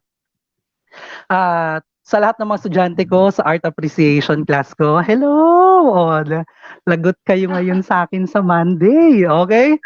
Sa lahat po ng mga gusto ring matuto ng music lessons ay kasalukuyan pong tumatanggap ang Malaya Center for Performing Arts ng mga students or artists na online o di kaya naman po home service. Just like and follow po yung ating Facebook page, Malaya Center for Performing Arts. At kamusta po sa lahat ng nanonood at maniwala po tayo na maaayos din lahat. Ano mang problema, kakayanin natin yan. Yun lang po.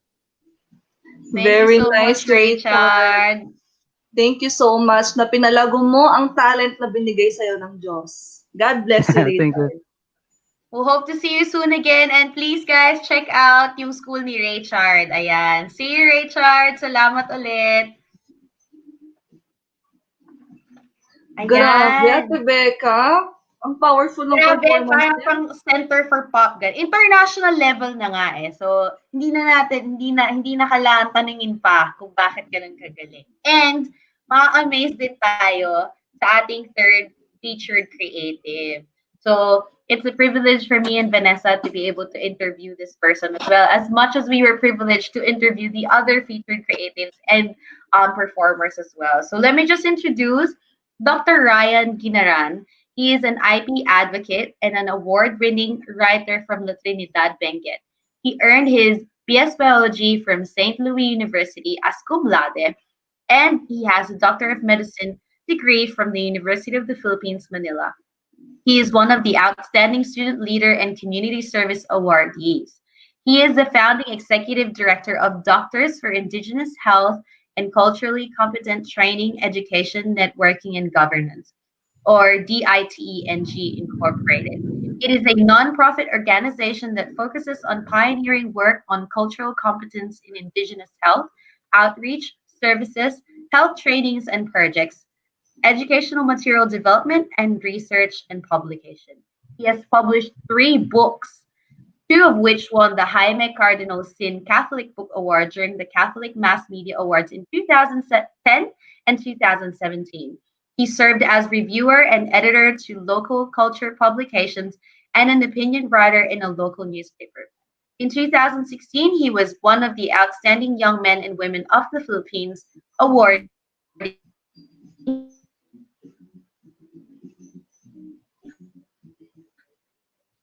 for social and welcome. Is Doc Ryan here? Baka is still connecting. Ayan, connecting. Yeah. Ayan, a pleasant afternoon to everyone, Vanessa, Rebecca, and lalo na sa ating mga kasama sa Novice at saka sa SMU and all viewers. Magandang hapon, mapting jama sikat na June kami. Ayan.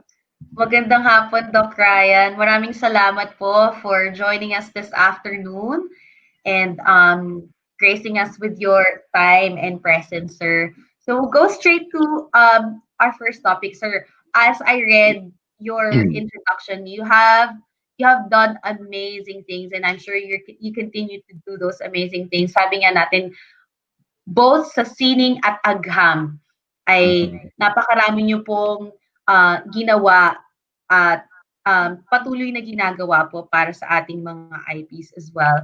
So my first question would be, if you could comment, sir, since kayo po ay medical doctor as well, which is totally amazing for me personally. So sa healthcare access po of IPs during this time of the pandemic, what can you say about the quality of this access? Is it even present, or is it even existing for our IPs? Yeah. Okay. So thank you. Ang estado ng mga indigenous peoples ngayon ay parang pareho sa kapwa Pilipino. Ngunit siguro sasabihin natin mas malubha, no? Bilang nasabi din natin kanina, mula kay professor, parte tayo ng mga lost lists and the lowest, ganoon. Mas mahirap siguro ang estado nila ngayon, no? Ang problema natin actually is numbers. Hindi pa nga natin alam kung ilan talaga ang indigenous people sa Pilipinas. No? Wala tayong eksaktong numero para matukoy natin kung saan at ilan, at para matukoy rin natin kung kumusta sila, no? Very in a precise way. So yan ang isang challenge sa Pilipinas. Ngunit yung kasalukuyan na census na ginagawa ay ngayon tinitingnan natin kung siya ba ay indigenous peoples o hindi. So, mas makakakuha tayo ng mas magandang numero ngayon. Having said that, siguro, sabihin ko na lang in general statement to, na maraming mga reports at mga pananaliksik na nagsasabi na mas mahirap ang kalagayan ng mga IPs. No? Kung sabihin natin ang mga indicators ng kalusugan ng general population ay 90%, bababa sa 70 to 80% ang kalagayan ng mga IPs. So may discrepancy talaga, may disparity na mga about 10 to 20% doon sa general population. At yun ay dulot ng napakaraming mga salik, no, mga factors, napaka-komplikado ng pagiging marginalized or pagiging vulnerable ng mga indigenous peoples sa maraming factors. No? Politically, hindi sila na-empower, economically, marami pang mahirap, physically, maraming nakatira sa malalayong lugar, no? na pahirapan ng access sa mga lugar na to. For example, ngayong pandemya, technological access, and of course, yung sociocultural access natin. Dahil ay pagkakaiba ang kultura nila sa serbisyong binibigay natin, may pagkakataon na maaaring hindi to appropriate. So, ang daming salik na nagbibigay sa mga IPs na mas mahirap or mas pangit na kalagayan ngayong pandemya. Okay. Grabe, Doc Ryan, no, na through what you've said, mas na-aware kami na, kumbaga, ang hirap na nga ng situation ng Pilipinas sa panahon ng pandemic, mas mahirap pa ang sitwasyon ng mga IPs natin who are in far-flung areas. And tulad po ng nasabi ninyo, yung healthcare system, maliban sa hirap nang makarating sa kanila because of maraming factors, also it's that may cultural aspect pa po, sabi nga ninyo. And alam nyo ba, Doc,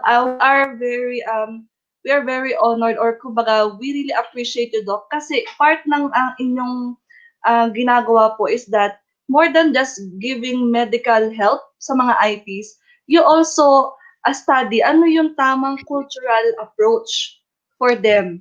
So, Doc, with that being said, kumbaga, challenge na nga magdala ng medical help sa far-flung areas, plus yung nag-a-adjust ka pa to their culture so that they will feel na hindi lang sila beneficiaries but they're also a partner in progress. Ngayon, Doc, that being said, ano po ang gusto ninyong mensahe sa mga kapwa doctors ninyo or sa mga medical students? Ano pong inspirasyon ninyo para sa kanila that they will be, mahihikayat silang mag-join sa inyong ginagawa, Doc, para sa mga IPs natin? Yeah. Maraming salamat, Vanessa. No? Tama yan, no? Yung cultural sensitivity or cultural competence ay napaka-importante sa pagbibigay ng wasto at tama at appropriate na serbisyong pangkalusugan. Gusto ko lang i-highlight na dapat ang pagtingin natin sa IP at saka mga kulturang Pilipino ay hindi ito inferior or mas mababa pa sa siyensya na napag-aralan natin sa eskwelahan na most of it ay Western-based. For example, ngayong pandemic, 3 bagay ang natutunan ko ngayon na very proud akong sabihin na tumutulong siya sa response against COVID-19 sa ating mga indigenous communities, lalo na dito sa Cordillera. Una, this sense of wholeness, kabuuan. Pangalawa, there's a sense of balance and harmony. And third, there's a sense of resiliency. Explain ko lang ng konti ito. Kasi minsan nga pag nakikita natin na IP, parang beneficiary, hindi dapat ganoon ang pagtingin, kundi sila ay may karapatan na dapat tayo ay ibigay natin sa kanila bilang mga service providers. Pangalawa, dialogo lang kailangan natin dito. At pagkilala sa kanila sa kayamanan ng kultura nila, na gagamitin natin para mas mapaigi at mapagpaibayo ang ating mga serbisyo. So yung 3 sinabi kong sense of wholeness, balance, and resilience, paano ito napakita sa Cordillera? Yung sense of wholeness kasi, ibang-iba ang pag-intindi ng kalusugan sa IP communities versus yung Western na natin. Ang World Health Organization, sabi niya na ang kalusugan ay yung estado ng may complete na physical, mental, at social na well-being at hindi lang yung pagkakaroon ng COVID or ng sakit. Tama din yan. Pero sa IPs, no, mas whole, mas buo. Dinadagdagan ng importansya ng naming IPs, ang pagpapahalaga ng physical, social, mental, spiritual, environmental, and the relationship or relational sa kapwa-tao. Ganun kabuo ang konsepto ng IP sa kalusugan. Kaya makikita ninyo, no? So yung response ay hindi lang gamot sa COVID, kundi kabuuang environment, no? Which brings us to the sense of balance and harmony. That getting rid of the disease of COVID needs and entails a very harmonious response of bringing back balance. Balance sa physical, balance sa social, balance sa emotional, balance sa mental, balance sa spiritual, balance sa environmental. Recall that COVID ay dahil sa environmental, nakuha natin sa environment, sa animals, for example. So ganun yung naging response ng IP communities natin. Paano natin na ipapakita yung sense of balance sa IP communities sa Cordillera? At a personal level, lumabas yung values ng Kasiyanna, no? Kung may nagkakasakit ng COVID sa amin, ang dami nagpo-post sa Facebook, Kasiyanna, all will be well. It's a very positive energy ang pinoproject natin sa mga nagkakasakit sa COVID, no? Meron din tayong pag-aaruga sa iba.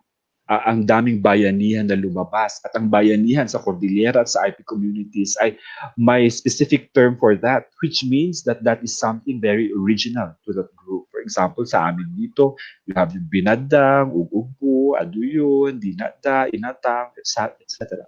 Ang dami. Kasi that's something very original and new. And ginagawa talaga ng tradition.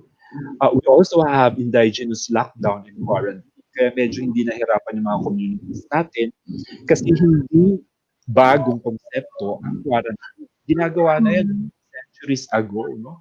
Even before the colonizers were here and before that, ginagawa na ng komunidad natin.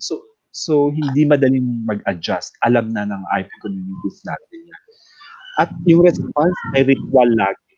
May meaning, may rituals, which will lead for me to go to the third point, which is a sense of resiliency. Kasi the sense of resiliency, nakukuha yan din sa having a ritual.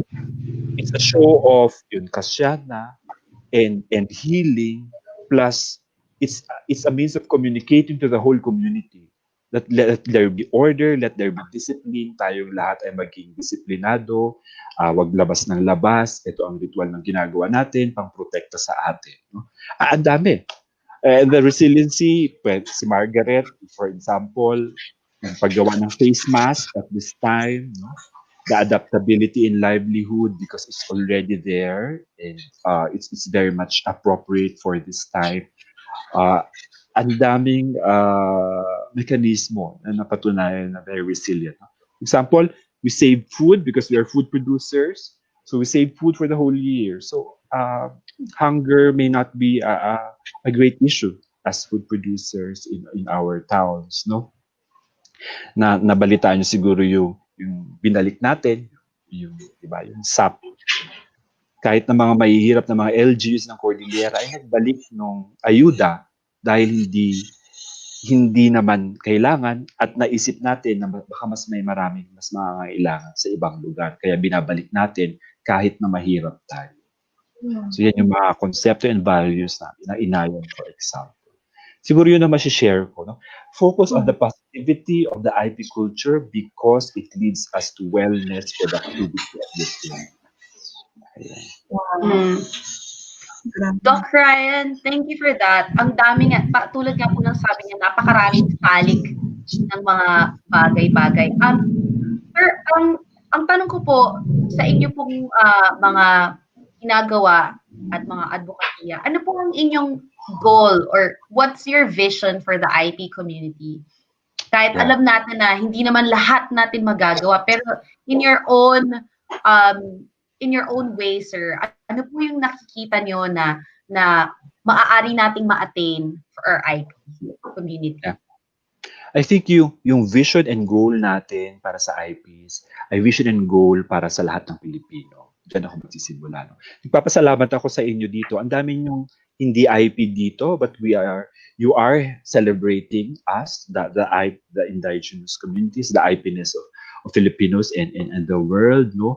So maraming salamat sa inyong aktibidades. At ang sinasabi ko, ang IP ay hindi isang identity. Ito ay isang puso. Okay? Kayo man ay hindi kayo IP, pero marami sa inyong mas nagmamahal sa IP.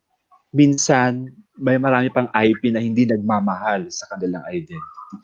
Kaya ang issue ng identity ay nasa puso, hindi kung ano ka. Okay? So maraming salamat sa inyo, kapwa IP. Kaya hindi ko ihiwalay ang goal natin ng IP sa kabuuang goal ng Pilipinas.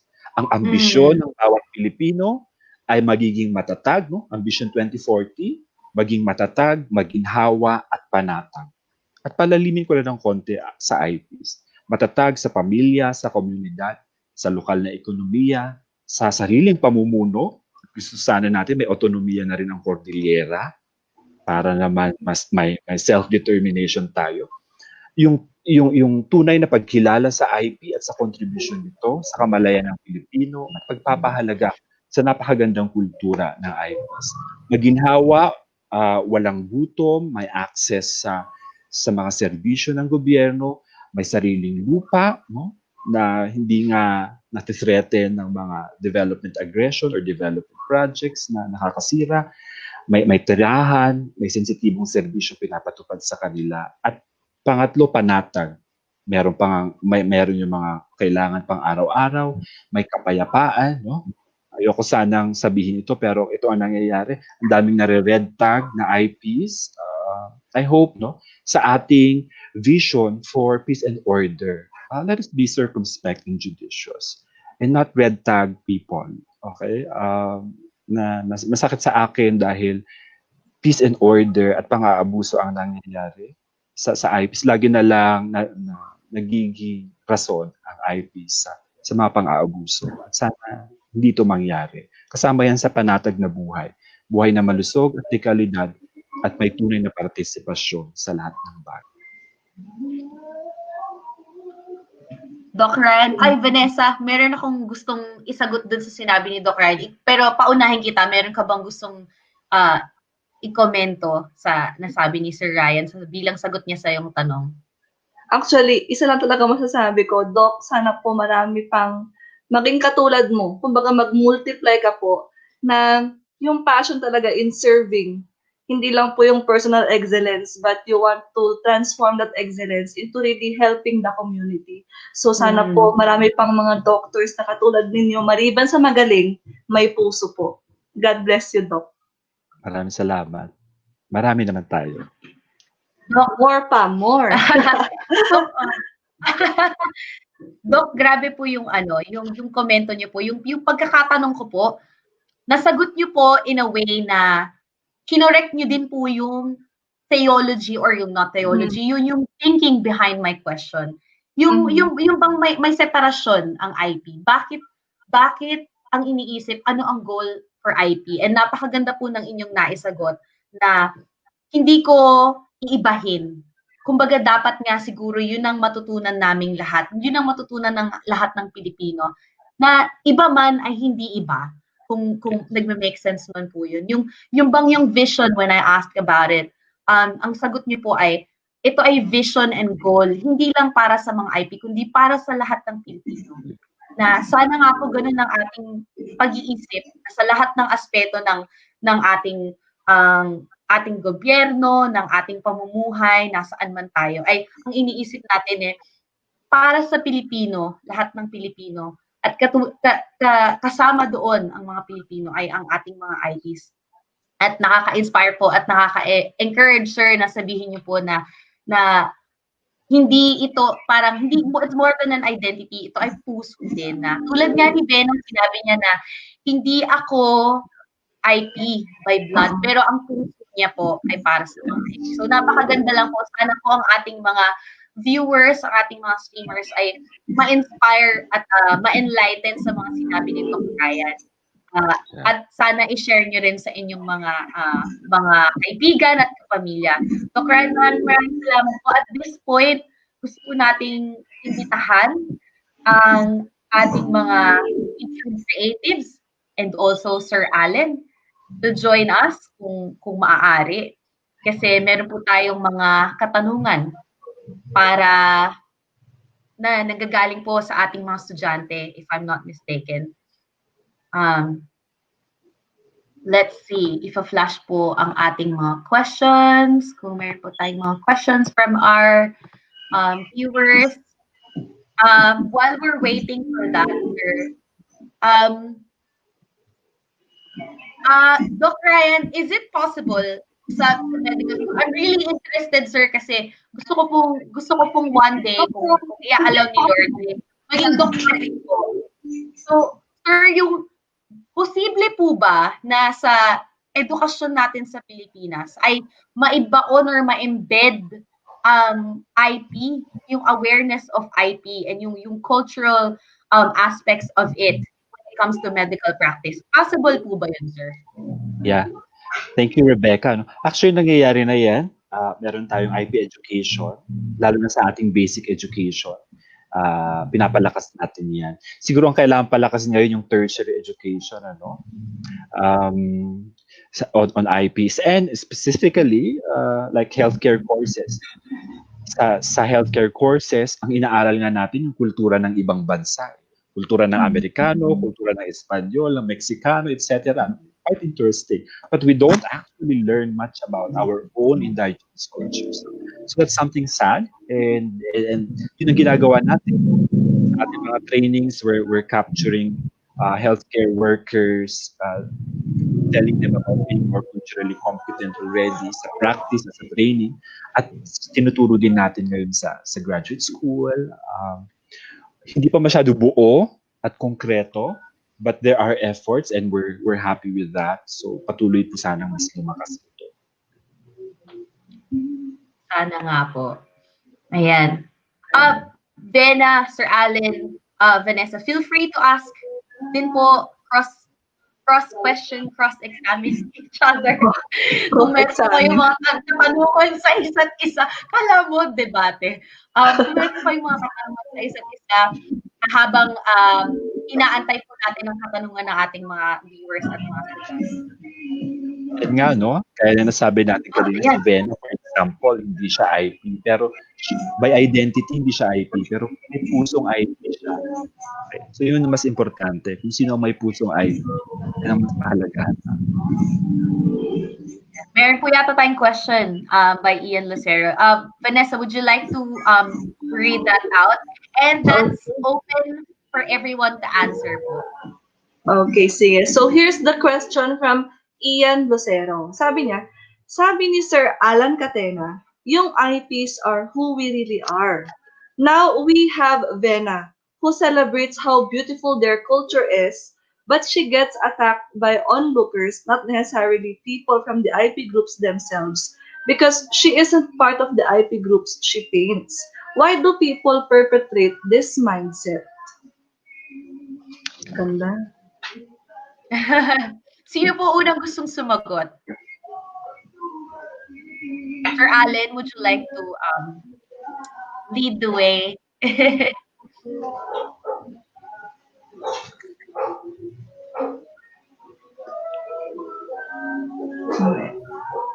Pwede naman ako mauna. Sige sir. Sige po, Doc. Ang swerte talaga ng mga may knight in shining armor. Thank you, Ian, on behalf of Vina. Yeah. Ito kasi nga po, no? Ang kamalayan natin, very diverse ang Filipino, pero watak-watak at hindi nagkakaisa. Napakalakas nung pagtingin sa iba bilang iba. At gaya na nasabi mo kanina, Rebecca, dapat yung iba ay hindi iba. Ganun dapat. No? Celebrating unity and diversity. But with our colonial background and our colonial mentality, I think we're not celebrating the pride in who we are. So ang daling sabihin iba siya sa akin. At diyan nagsisimula talaga yung pagtingin sa ibang tao bilang hindi ako at pwede ko siyang laitin, pwede ko siyang masamain. No, let's learn from IP communities also na ang strong ng community bonds nila na kaya tayo merong mga bayanihan concepts na napakalakas because we look after each other and we see each other as family, as kin, and as neighbor. No to othering experience. Yeah. Thank you, sir. Thank you, Doc. Thank you for that wonderful answer. Nakakalungkot nga rin po, no, makomento lang. Nakakalungkot na instead na, uy, napakagandang initiative for someone to embrace our culture, yun nga, na hindi naman iba. Pero pagpatuloy mo, Vena, wag mong hayaan na ang mga naysayers ay mag-naysay pa. Keep on, Vena. Yes. Sir Allan, kayo po. Okay, sige. Bakit kaya may mga ibang mga IPs na nahihiyang sabihin na sila ay mga IP? Okay? Bakit kaya may mga IPs na hindi masyadong interesadong pag-aralan ang kanilang mga kultura, samantalang may mga non-IPs na interesadong pag-aralan sila? Okay, one possible answer to that question is that some IPs continue to look down on themselves because other people actually consider them as minority. Now, if only other people will set aside the mindset that they are minorities, then we would not be able to create discriminations and even stereotypes towards our IP people, towards our IP brothers and sisters. So the mere fact that they have this very weak or not strong self-determination, it's simply because how other people as well look down at them. So at the very beginning of this live broadcast or online presentation of our digital magazine, I have said that we have to always work in communion with them and not in separation or in isolation from them. Now, Dr. Ryan Kinaran said, um, we should not separate ourselves from them. We have to work in communion with them during one of his ideas when that he presented a while back. Ayun. So I think para maiwasan natin yung perspective na bakit kailangang ibang taong mag-aral sa kanila, of course, we have to work with them so that their self-determination and their identity or yung puso nila towards their identity will be uplifted. Very nice, Sir Allen. Thank you for emphasizing yung importance of being in communion with them. So tama nga po yun. And we would like to also entertain a second question from Paula Guerta. Do we have Hi, enough Pao. safeguards? As Kuya Pao nga ito, hello. So, do we have enough safeguards in law for IPs? Do you have a specific policy in mind you want to put forward for the IPs? So, sino pong gustong sumagot niyan? Let me answer that again. Mauna po ako. Okay lang. Thank Yes, you, go ahead, sir. Pao. Thank you very much, Pao. Yes. If you were to enumerate the laws and policies to protect and safeguard IPs, baka maipipila ko, no? Mula dito sa La Trinidad hanggang sa Bayombong. Ganyan kahaba ang dami at listahan ng mga polisiya safeguarding IPs. The only thing really is implementation. We are actually hailed in Asia as one of the foremost countries to have passed the Indigenous Peoples' Rights Act. Very, very perfect, nice law. Imagine the first in Asia. Wow, front runner. Pero that was in 1997. And what's the year now, no? So, and yet the implementation has been stalled by a lot of factors. So, ang dami na pong polisiya pa. It's just the implementation of the policies. Okay, may I add something to what Dr. Go for Ryan it, Sir said? Allan. Okay. So, actually, tama si Doc sa pagsabi na ang dami ng mga polisiya, ang dami ng mga batas, no? And one of the things Doc said is the problem on implementation. Okay? Here in the university, we are already in the stage of integrating IP education doon sa general education subjects. So for instance, in the social sciences department, okay, nasa proseso na ang St. Mary's University in integrating IP education. Okay, so it will be spearheaded by the School of Teacher Education and Humanities. And of course, the lead department here is the Social Sciences and Philosophy Department. So, ito yung sagot or support statement doon sa sinabi ni Doc Ryan kanina na malaki ang role ng mga tertiary education. And Sir Ryan, Doc Ryan, this is to inform you that we are already in the stage of integrating IP education. As a matter of fact, we are already integrating it. Ang ginagawa na lang namin dito ngayon ay repasuhin yung mga requirements. So submit to CHED so that mas formal yung pag-integrate namin ng IP education. Thank you very much for that. Congratulations. Yes, sir. Thank you. You're welcome po. And that's a great bold step of SMU, Sir Allen. Nakakatuwa naman na talagang Yes. binubuo yung social commitment values mas pinapaigting pa yung social commitment values ng SMU. Yes. And In then, addition to that one, Vanessa, no, ang isa sa mga dahilan kung bakit itong digital magazine ay nagawa ay para magamit din, okay, ng mga Gen Ed subjects para maibahagi ang kwento ng mga IPs. So again, this supports the advocacy of St. Mary's University of reaching out, of working with, in communion with our IP brothers and sisters. Sir very Allen, nice. may I just add?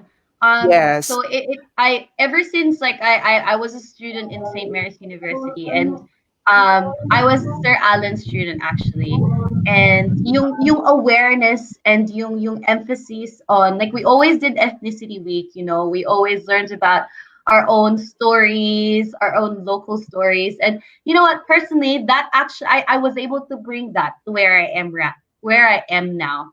And I feel that IPs around the world, and this is for students who are listening, that not just in the Philippines, but the IPs around the world, and specifically where I am right now in Australia, their IPs as well, they're also fighting to be um, recognized, to have the same rights, to not be marginalized, and to not be looked at as, oh, beneficiaries lang, oh, they're just after Centrelink, which is government benefits. And I feel that I could relate to that, because I look back at my home country, and I remember how our own IPs are also fighting for that, and how, like you guys said, sana it's universal, and it is. I can say it is universal. The struggle is universal, and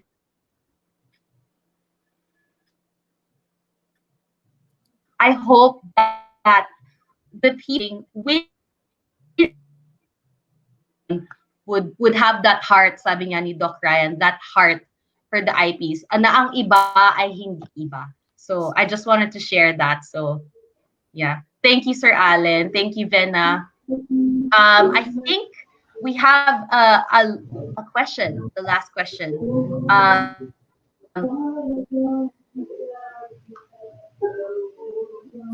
From Let's Hazel. read it. This is from Hazel P. This year's National Indigenous Peoples Month celebration theme has something to do about correcting injustices to the IPs. But IPs are now seen in a more positive light compared to how we were perceived decades ago, and it is something to be celebrated. Why do you think is NCIP bringing out injustices committed against IPs, and what are these injustices that still need to be corrected? Anyone go?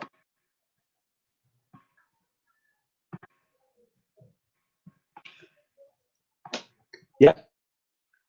Being the eldest, can I speak? Go for El- it, sir. Go ahead, Doc. eldest talaga.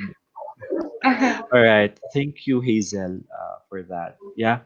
Um, in in in in in commendation, in respect to the government and societal efforts. Yeah, I think we're seeing in a more positive light right now, and the theme is about correcting injustices. No? Well, if when again you think of what injustices were committed, you go back 500, 300 years ago, 500 years ago, we're celebrating the quincentennial ng pagkolonisa sa atin ng Spain next year, 500 years.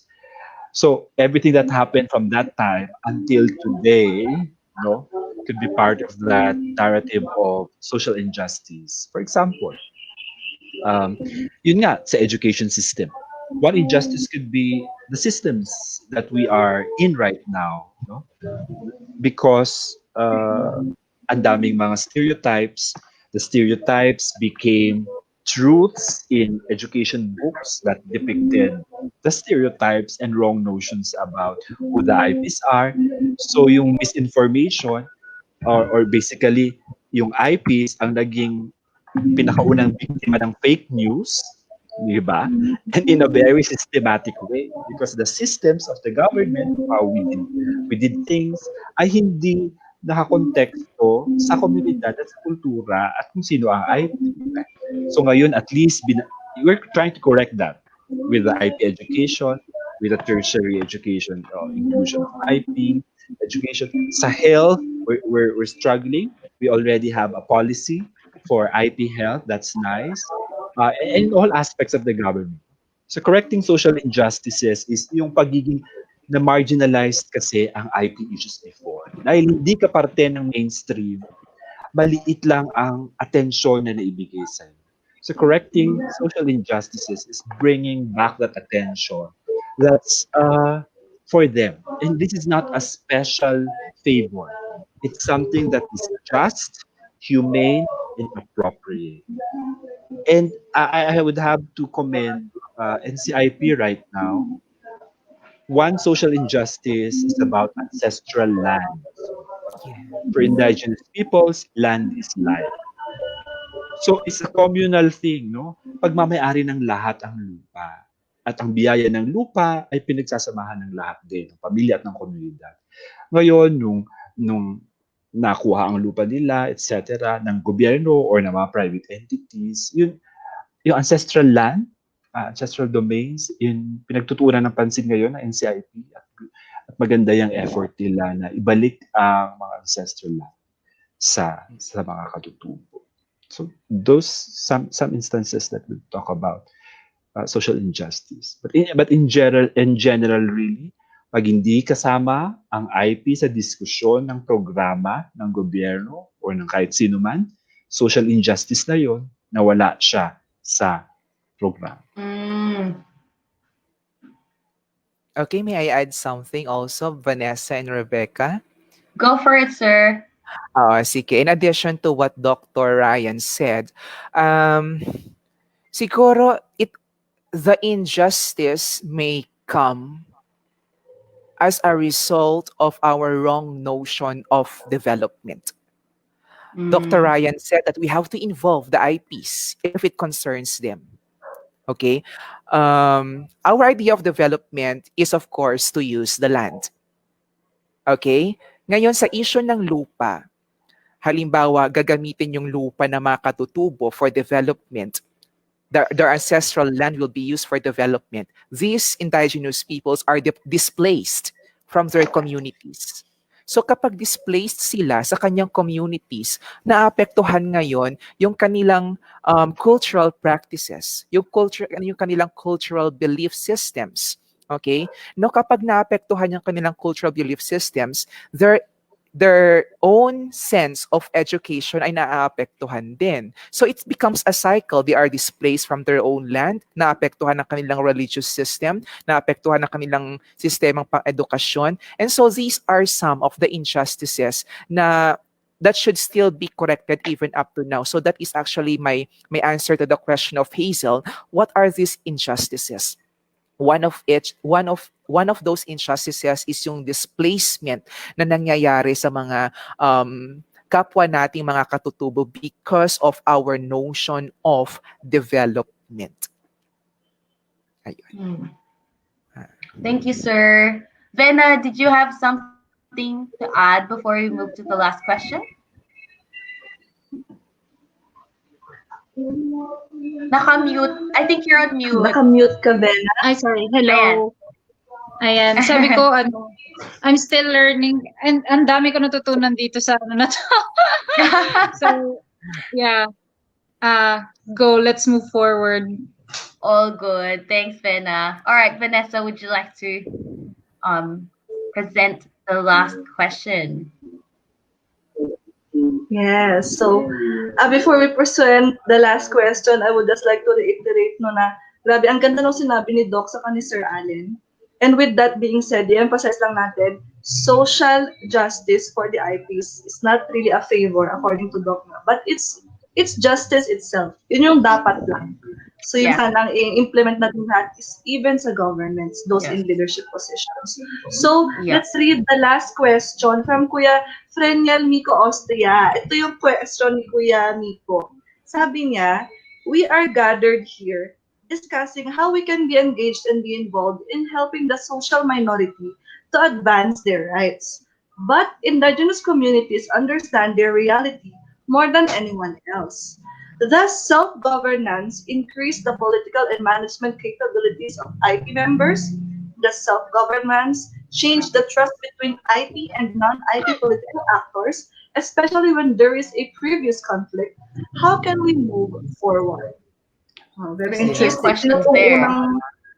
I Sino think pong gusto Doc unang Ryan sumagot? will be the first one to answer the question because he mentioned kanina the term. Oo, because he mentioned Uh-uh. kanina the term about autonomous, no? Oo, kasi sabi Yes. niya sana maging autonomous ng Cordillera administrative region. So I think Doc Ryan can give us an insight about this one. Him being a part of the Cordillera administrative region. Doc Ryan.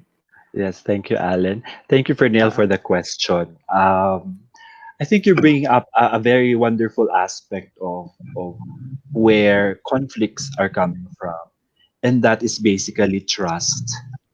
Okay. So your question is very pregnant with issues of trust. Do IPs trust the government? Who can IPs trust? Considering this history of social injustice, etc. And the answer really is going back again to trust. And the effort that we're trying to do right now is getting back the trust of IPs to the government. The past is there, it cannot be changed, but where can we move forward from learning, by learning from the lessons of the past? And these are very traumatic experiences.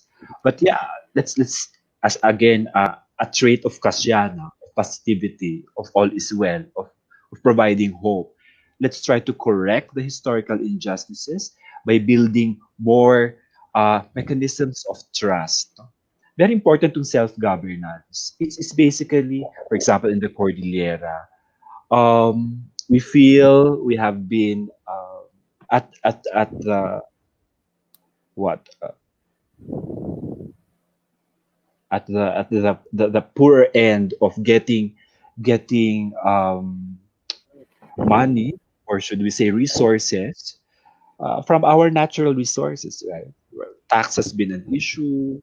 The companies here, they're paying taxes to Manila, to Makati, and we're not really maximizing the the opportunities that we have here in the Cordilleras. That's part of the self-governance aspect.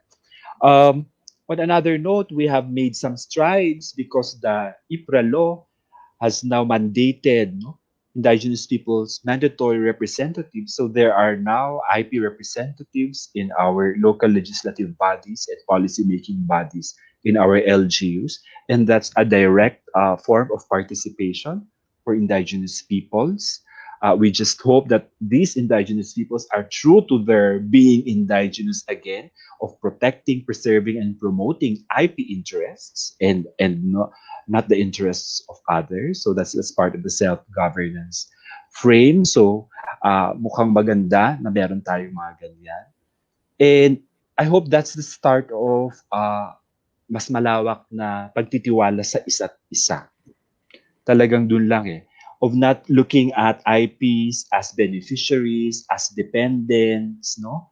As pagbibigyan ng tulong, IPs, in terms of self-governance, can also help themselves. They just have to be empowered, enabled, and these mechanisms have to be in place. That's the concept of self-governance and determination for themselves, what is good for themselves, and how to go to that vision as we contribute to the national goals, of course. yeah.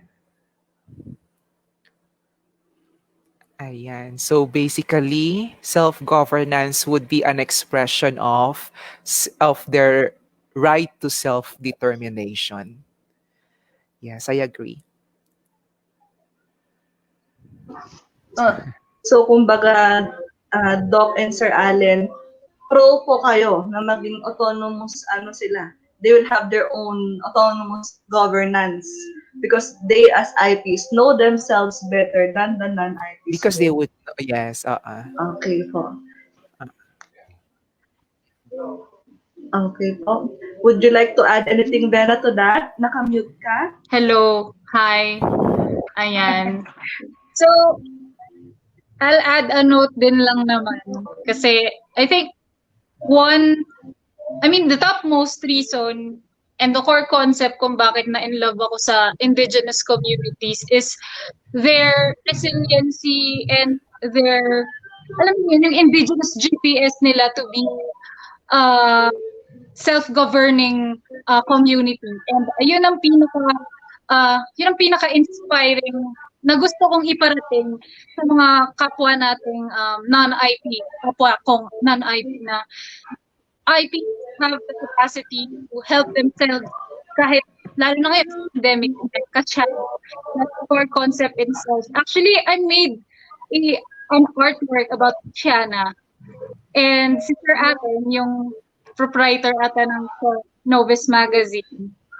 And ayun, and itong concept ng all will be well, this attestation, yun, basically derived din sa concept ng mga indigenous communities on self-governance and self-determination nga din.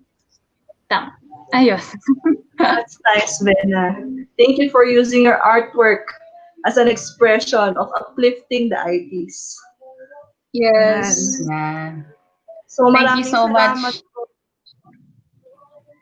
Ayan, so we move on. Thank you so much. Sorry, Vanessa, I didn't mean to cut you off. But on behalf of everyone, on sampu po ng Novice at ng St. Mary's University, maraming salamat po, Doc Ryan, Thank you. Vena, Sir Allan, for being here. And we would like to give you this opportunity to just give your final say to them. Not that hopefully this is not the last time we get to be in this platform and influence others into having a broader frame of mind, if I may. Kayo po, what would you like to say to them to inspire them, to a call to action, to enlighten them? We'll start with you, Vena. So I think the very sole purpose of my activities as an artist, itong aking is to help promote the beauty of our Philippine archipelago, and yun. So we have so much to discover sa ating bansa, and we start with our own. At yun lang talaga, start with our own culture para mas mapalago ang ating mas magkaroon tayo ng sense of self, and pag alam natin pag mas confident na tayo sa ating sense of self, doon na natin pwede i-project, pwede na tayong maging internationally renowned for being intact sa ating core self. Gets no? So, Yeah. so that, yun. So, patronizing our own culture, yan ang gustong iparating ni Vena sa atin. Thank you so much, Vena. Thank you. Sir Allan, we move to seek your wisdom. Okay, sige. During my opening remarks kanina, Rebecca, I said that let us continue to celebrate authentic diversity. Okay, and we can continue celebrating authentic diversity if the conversation about diversity, cultural diversity continues. So wag nating wag nating itigil. Let's not put an end to this conversation about cultural diversity, because the more we converse about cultural diversity, the more that we become appreciative and more understanding about these differences. Thank you, Sir Allan. And I totally agree. Kasi dito pa lang sa pag-uusap natin, sir, I feel like I grew na mas lumawak at na homesick ako. Gusto ko na umuwi. Gusto ko na lalo umuwi. Ayan. Ayan. So, Sir Doc Ryan, kayo po, any and final words, and I believe meron po kayong maliit na sorpresa para sa ating mga viewers, sa ating Meron ba? lahat ng inyong Okay. Sige. Sige. Maraming salamat ulit sa Novice, sa SMU, sa inyo pong lahat, lalo na sa ating mga kabataan na nanonood. IP identity is not a guarantee of culture sensitivity. It's the IP heart that guarantees that sensitivity. Let's live who we are proudly, at ang iba ay hindi iba. Tayo ay isang bansang nagkakaisa. At dahil dyan, meron akong tula na gustong ibahagi sa inyo. Babasahin ko siya sa Ibaloy. Sino ako? Bilang Ibaloy na Igorot. At naka-flash po dyan yung English. No? Ang pamagat po niyan ay Hamakeyo siya tinunsyol. The pine tree atop the tinunsyol burial rock in Kabayan. Bigla ko kasing nakita itong pine tree na bakit sa lahat ng lugar pa ay tumubo sa napakahirap na lugar dyan sa tuktok ng bato. No? Na hindi ka siguradong mabubuhay ka at napakahirap. Okay? So, Hamakeyo siya tinunsyol. Next slide. Yeah. Next slide. Maknag angkay pitoy mo, namitan binadigan mo, inanusan mo. Kadsang iinakan ni pangam jamaduwado. Aliwan makas, maknag iyang kay damot mo. Angken man si dum isyagam. Unki uwad ijagjag. Angken unpaladoy uran unsyapos ipuwak. Uno makadugkugan itakadaan ni sapan. Agkanaigot ni buday, janandikmot ni batu. Jasita tapo inandamutan mo. Next slide. Pimugil jadugad, kaun amtiyem. Jaag mo dinajatan, jaag mo intanan. Jadigatan bitag imo inabang. Ang kaniniyal si tuling. Kinapkap mo'y shiba tan making. Masimat. Ingkatud akun damot mo on kasbong. Ingkatud si kamoy on sikap si diyang. Shibatonan biyagan. Shibaton musin mo. Next slide. That is the essence of this, no? The essence of the poem is deserve to be Filipino despite all the challenges, and there is only one way to deserve to be Filipino. Next slide. And that is to serve the Filipino. Deserve to be Filipino by serving the Filipino no matter how challenging. Magandang hapon po sa ating lahat.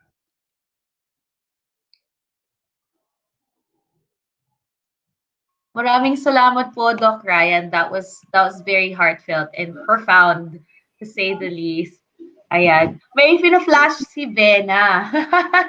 Sir, pwede niyo pong i-promote ang inyo pong libro, Doc Ryan, kung meron po mga social media accounts kung saan po namin kayo maaaring masundan ang inyong mga gawa. Gaya ni Professor Allan, no? Mga indie publishing tayo. So you can just like our Diteng page, our FB, DITENG. Diteng means health in Ibaloy, okay? Health and progress. So, Diteng, and also you can send me an invite or a request. It's Ryan Binaran too. Okay. Thank you. Ayan. Thank you so much po.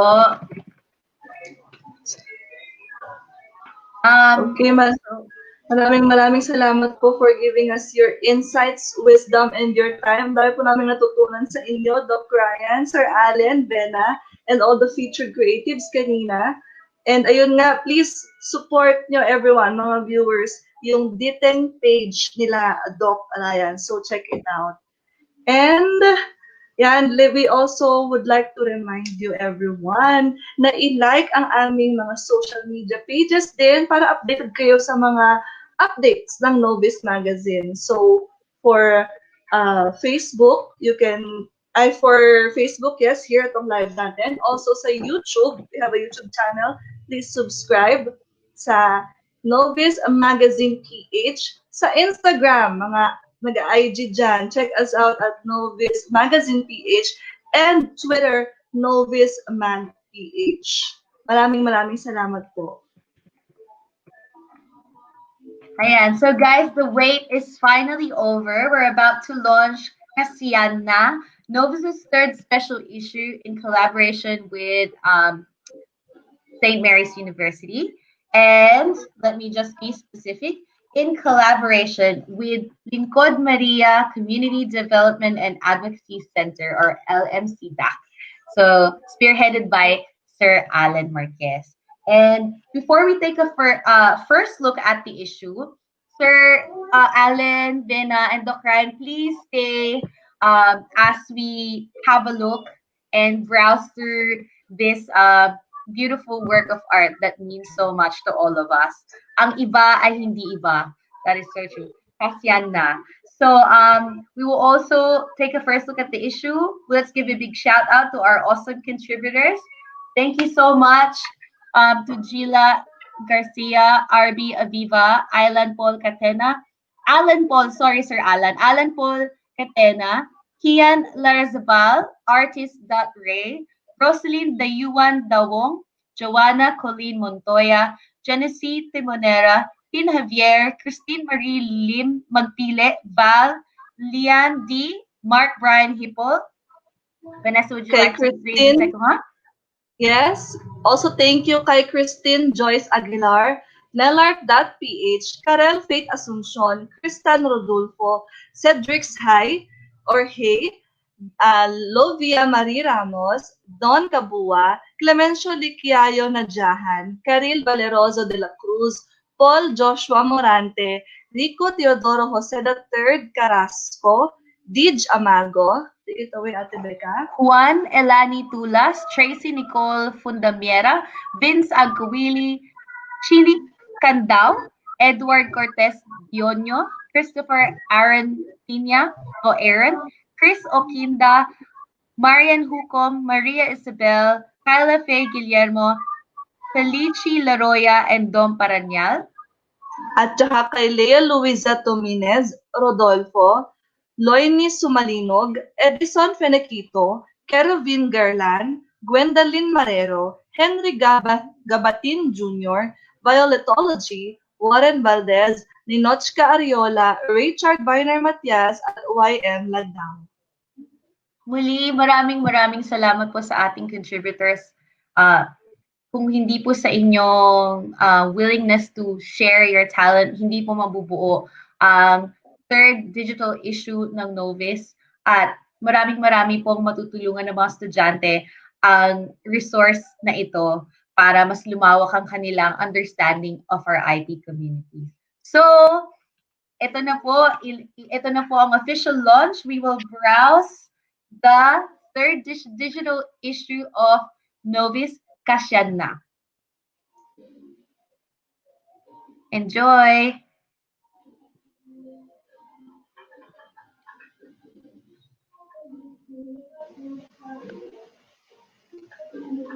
And I think we're flashing the cover page.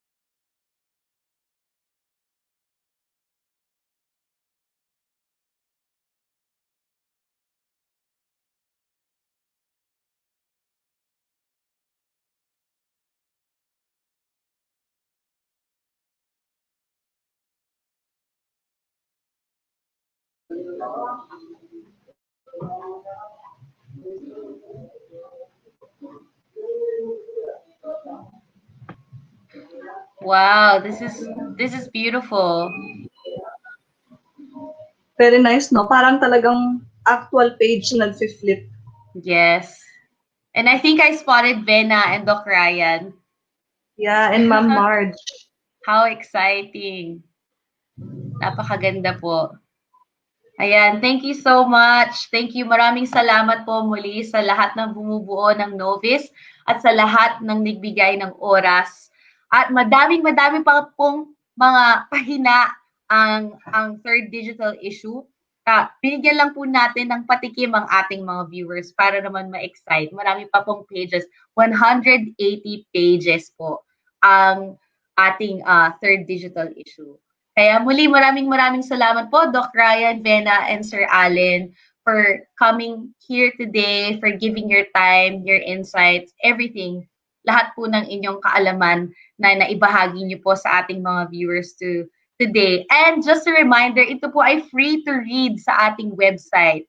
So, just go to noviceph.com at doon niyo po makikita ang special issue, ang third digital issue po ng Novice, which is a collaborative project. Kaya sana po inyo pong suportahan at sana makatulong sa atin na mas lumawak ang pangunawa at ang paningin sa ating mga sarili, magkaroon ng self-empowerment. Ayan. So, update po natin, issue 2 update for Novice. We started distributing copies in NCR, and after today, we'll start sending orders from outside the metro. So hold on tight. Your copies will be coming your way. So we have 2 more awesome announcements. So number 1, to those who were not able to pre-order a copy of issue 2, we have limited copies available for you. So watch out for more details on our social media page. So which reminds us, please make sure that you follow us on our social media accounts. And we'll also be having an online launch party for issue 2 on the 31st of October. So together with the featured creatives and some of our contributors, be sure to get your copies and join us on the 31st. Is Vanessa still here? Hi! Ayan. Hi. So, everyone, you have the convenience of checking out this magazine for free at kahit saan, anywhere with just your phone or your tablet or your iPad. So just go to our website, Novice Magazine PH, and then i-check nyo lang po itong online magazine. And it's for free. Again, you can enjoy it for free. Flip through the pages, 180 pages po lahat yan. And please, we remind again everyone to like our page in Facebook. Also, follow us on Instagram, Novice Magazine PH, on Twitter, Novice Mag PH, and subscribe to our YouTube channel, Novice Magazine PH, para mapanood nyo po yung mga previous webcasts namin na very interesting din yung mga kinover na topics. Okay, and also I would like to take this opportunity sa mga viewers na mahilig mga YouTube, if you have time, i-check out nyo rin yung YouTube channel namin ng asawa ko, Team Vanny. That's Team Space Vanny. V-A-N-N-Y. Maraming salamat and God bless everyone. Thank you for watching. Ate Becca? Yes, ayan. So you can also add me on Facebook. I have a Facebook page. It's called Rebecca Antoinette. So check that out. Rebecca is Rebekah, space Antoinette, Antonettee. Again, Kasiyanna is now available on our website. Check it out. Share it with your friends. Share it on social media. Stay safe, everyone. See you at the next Novice webcast. See you on our online launch party for issue number 2. Stay safe, everyone. Thanks for having us. Bye.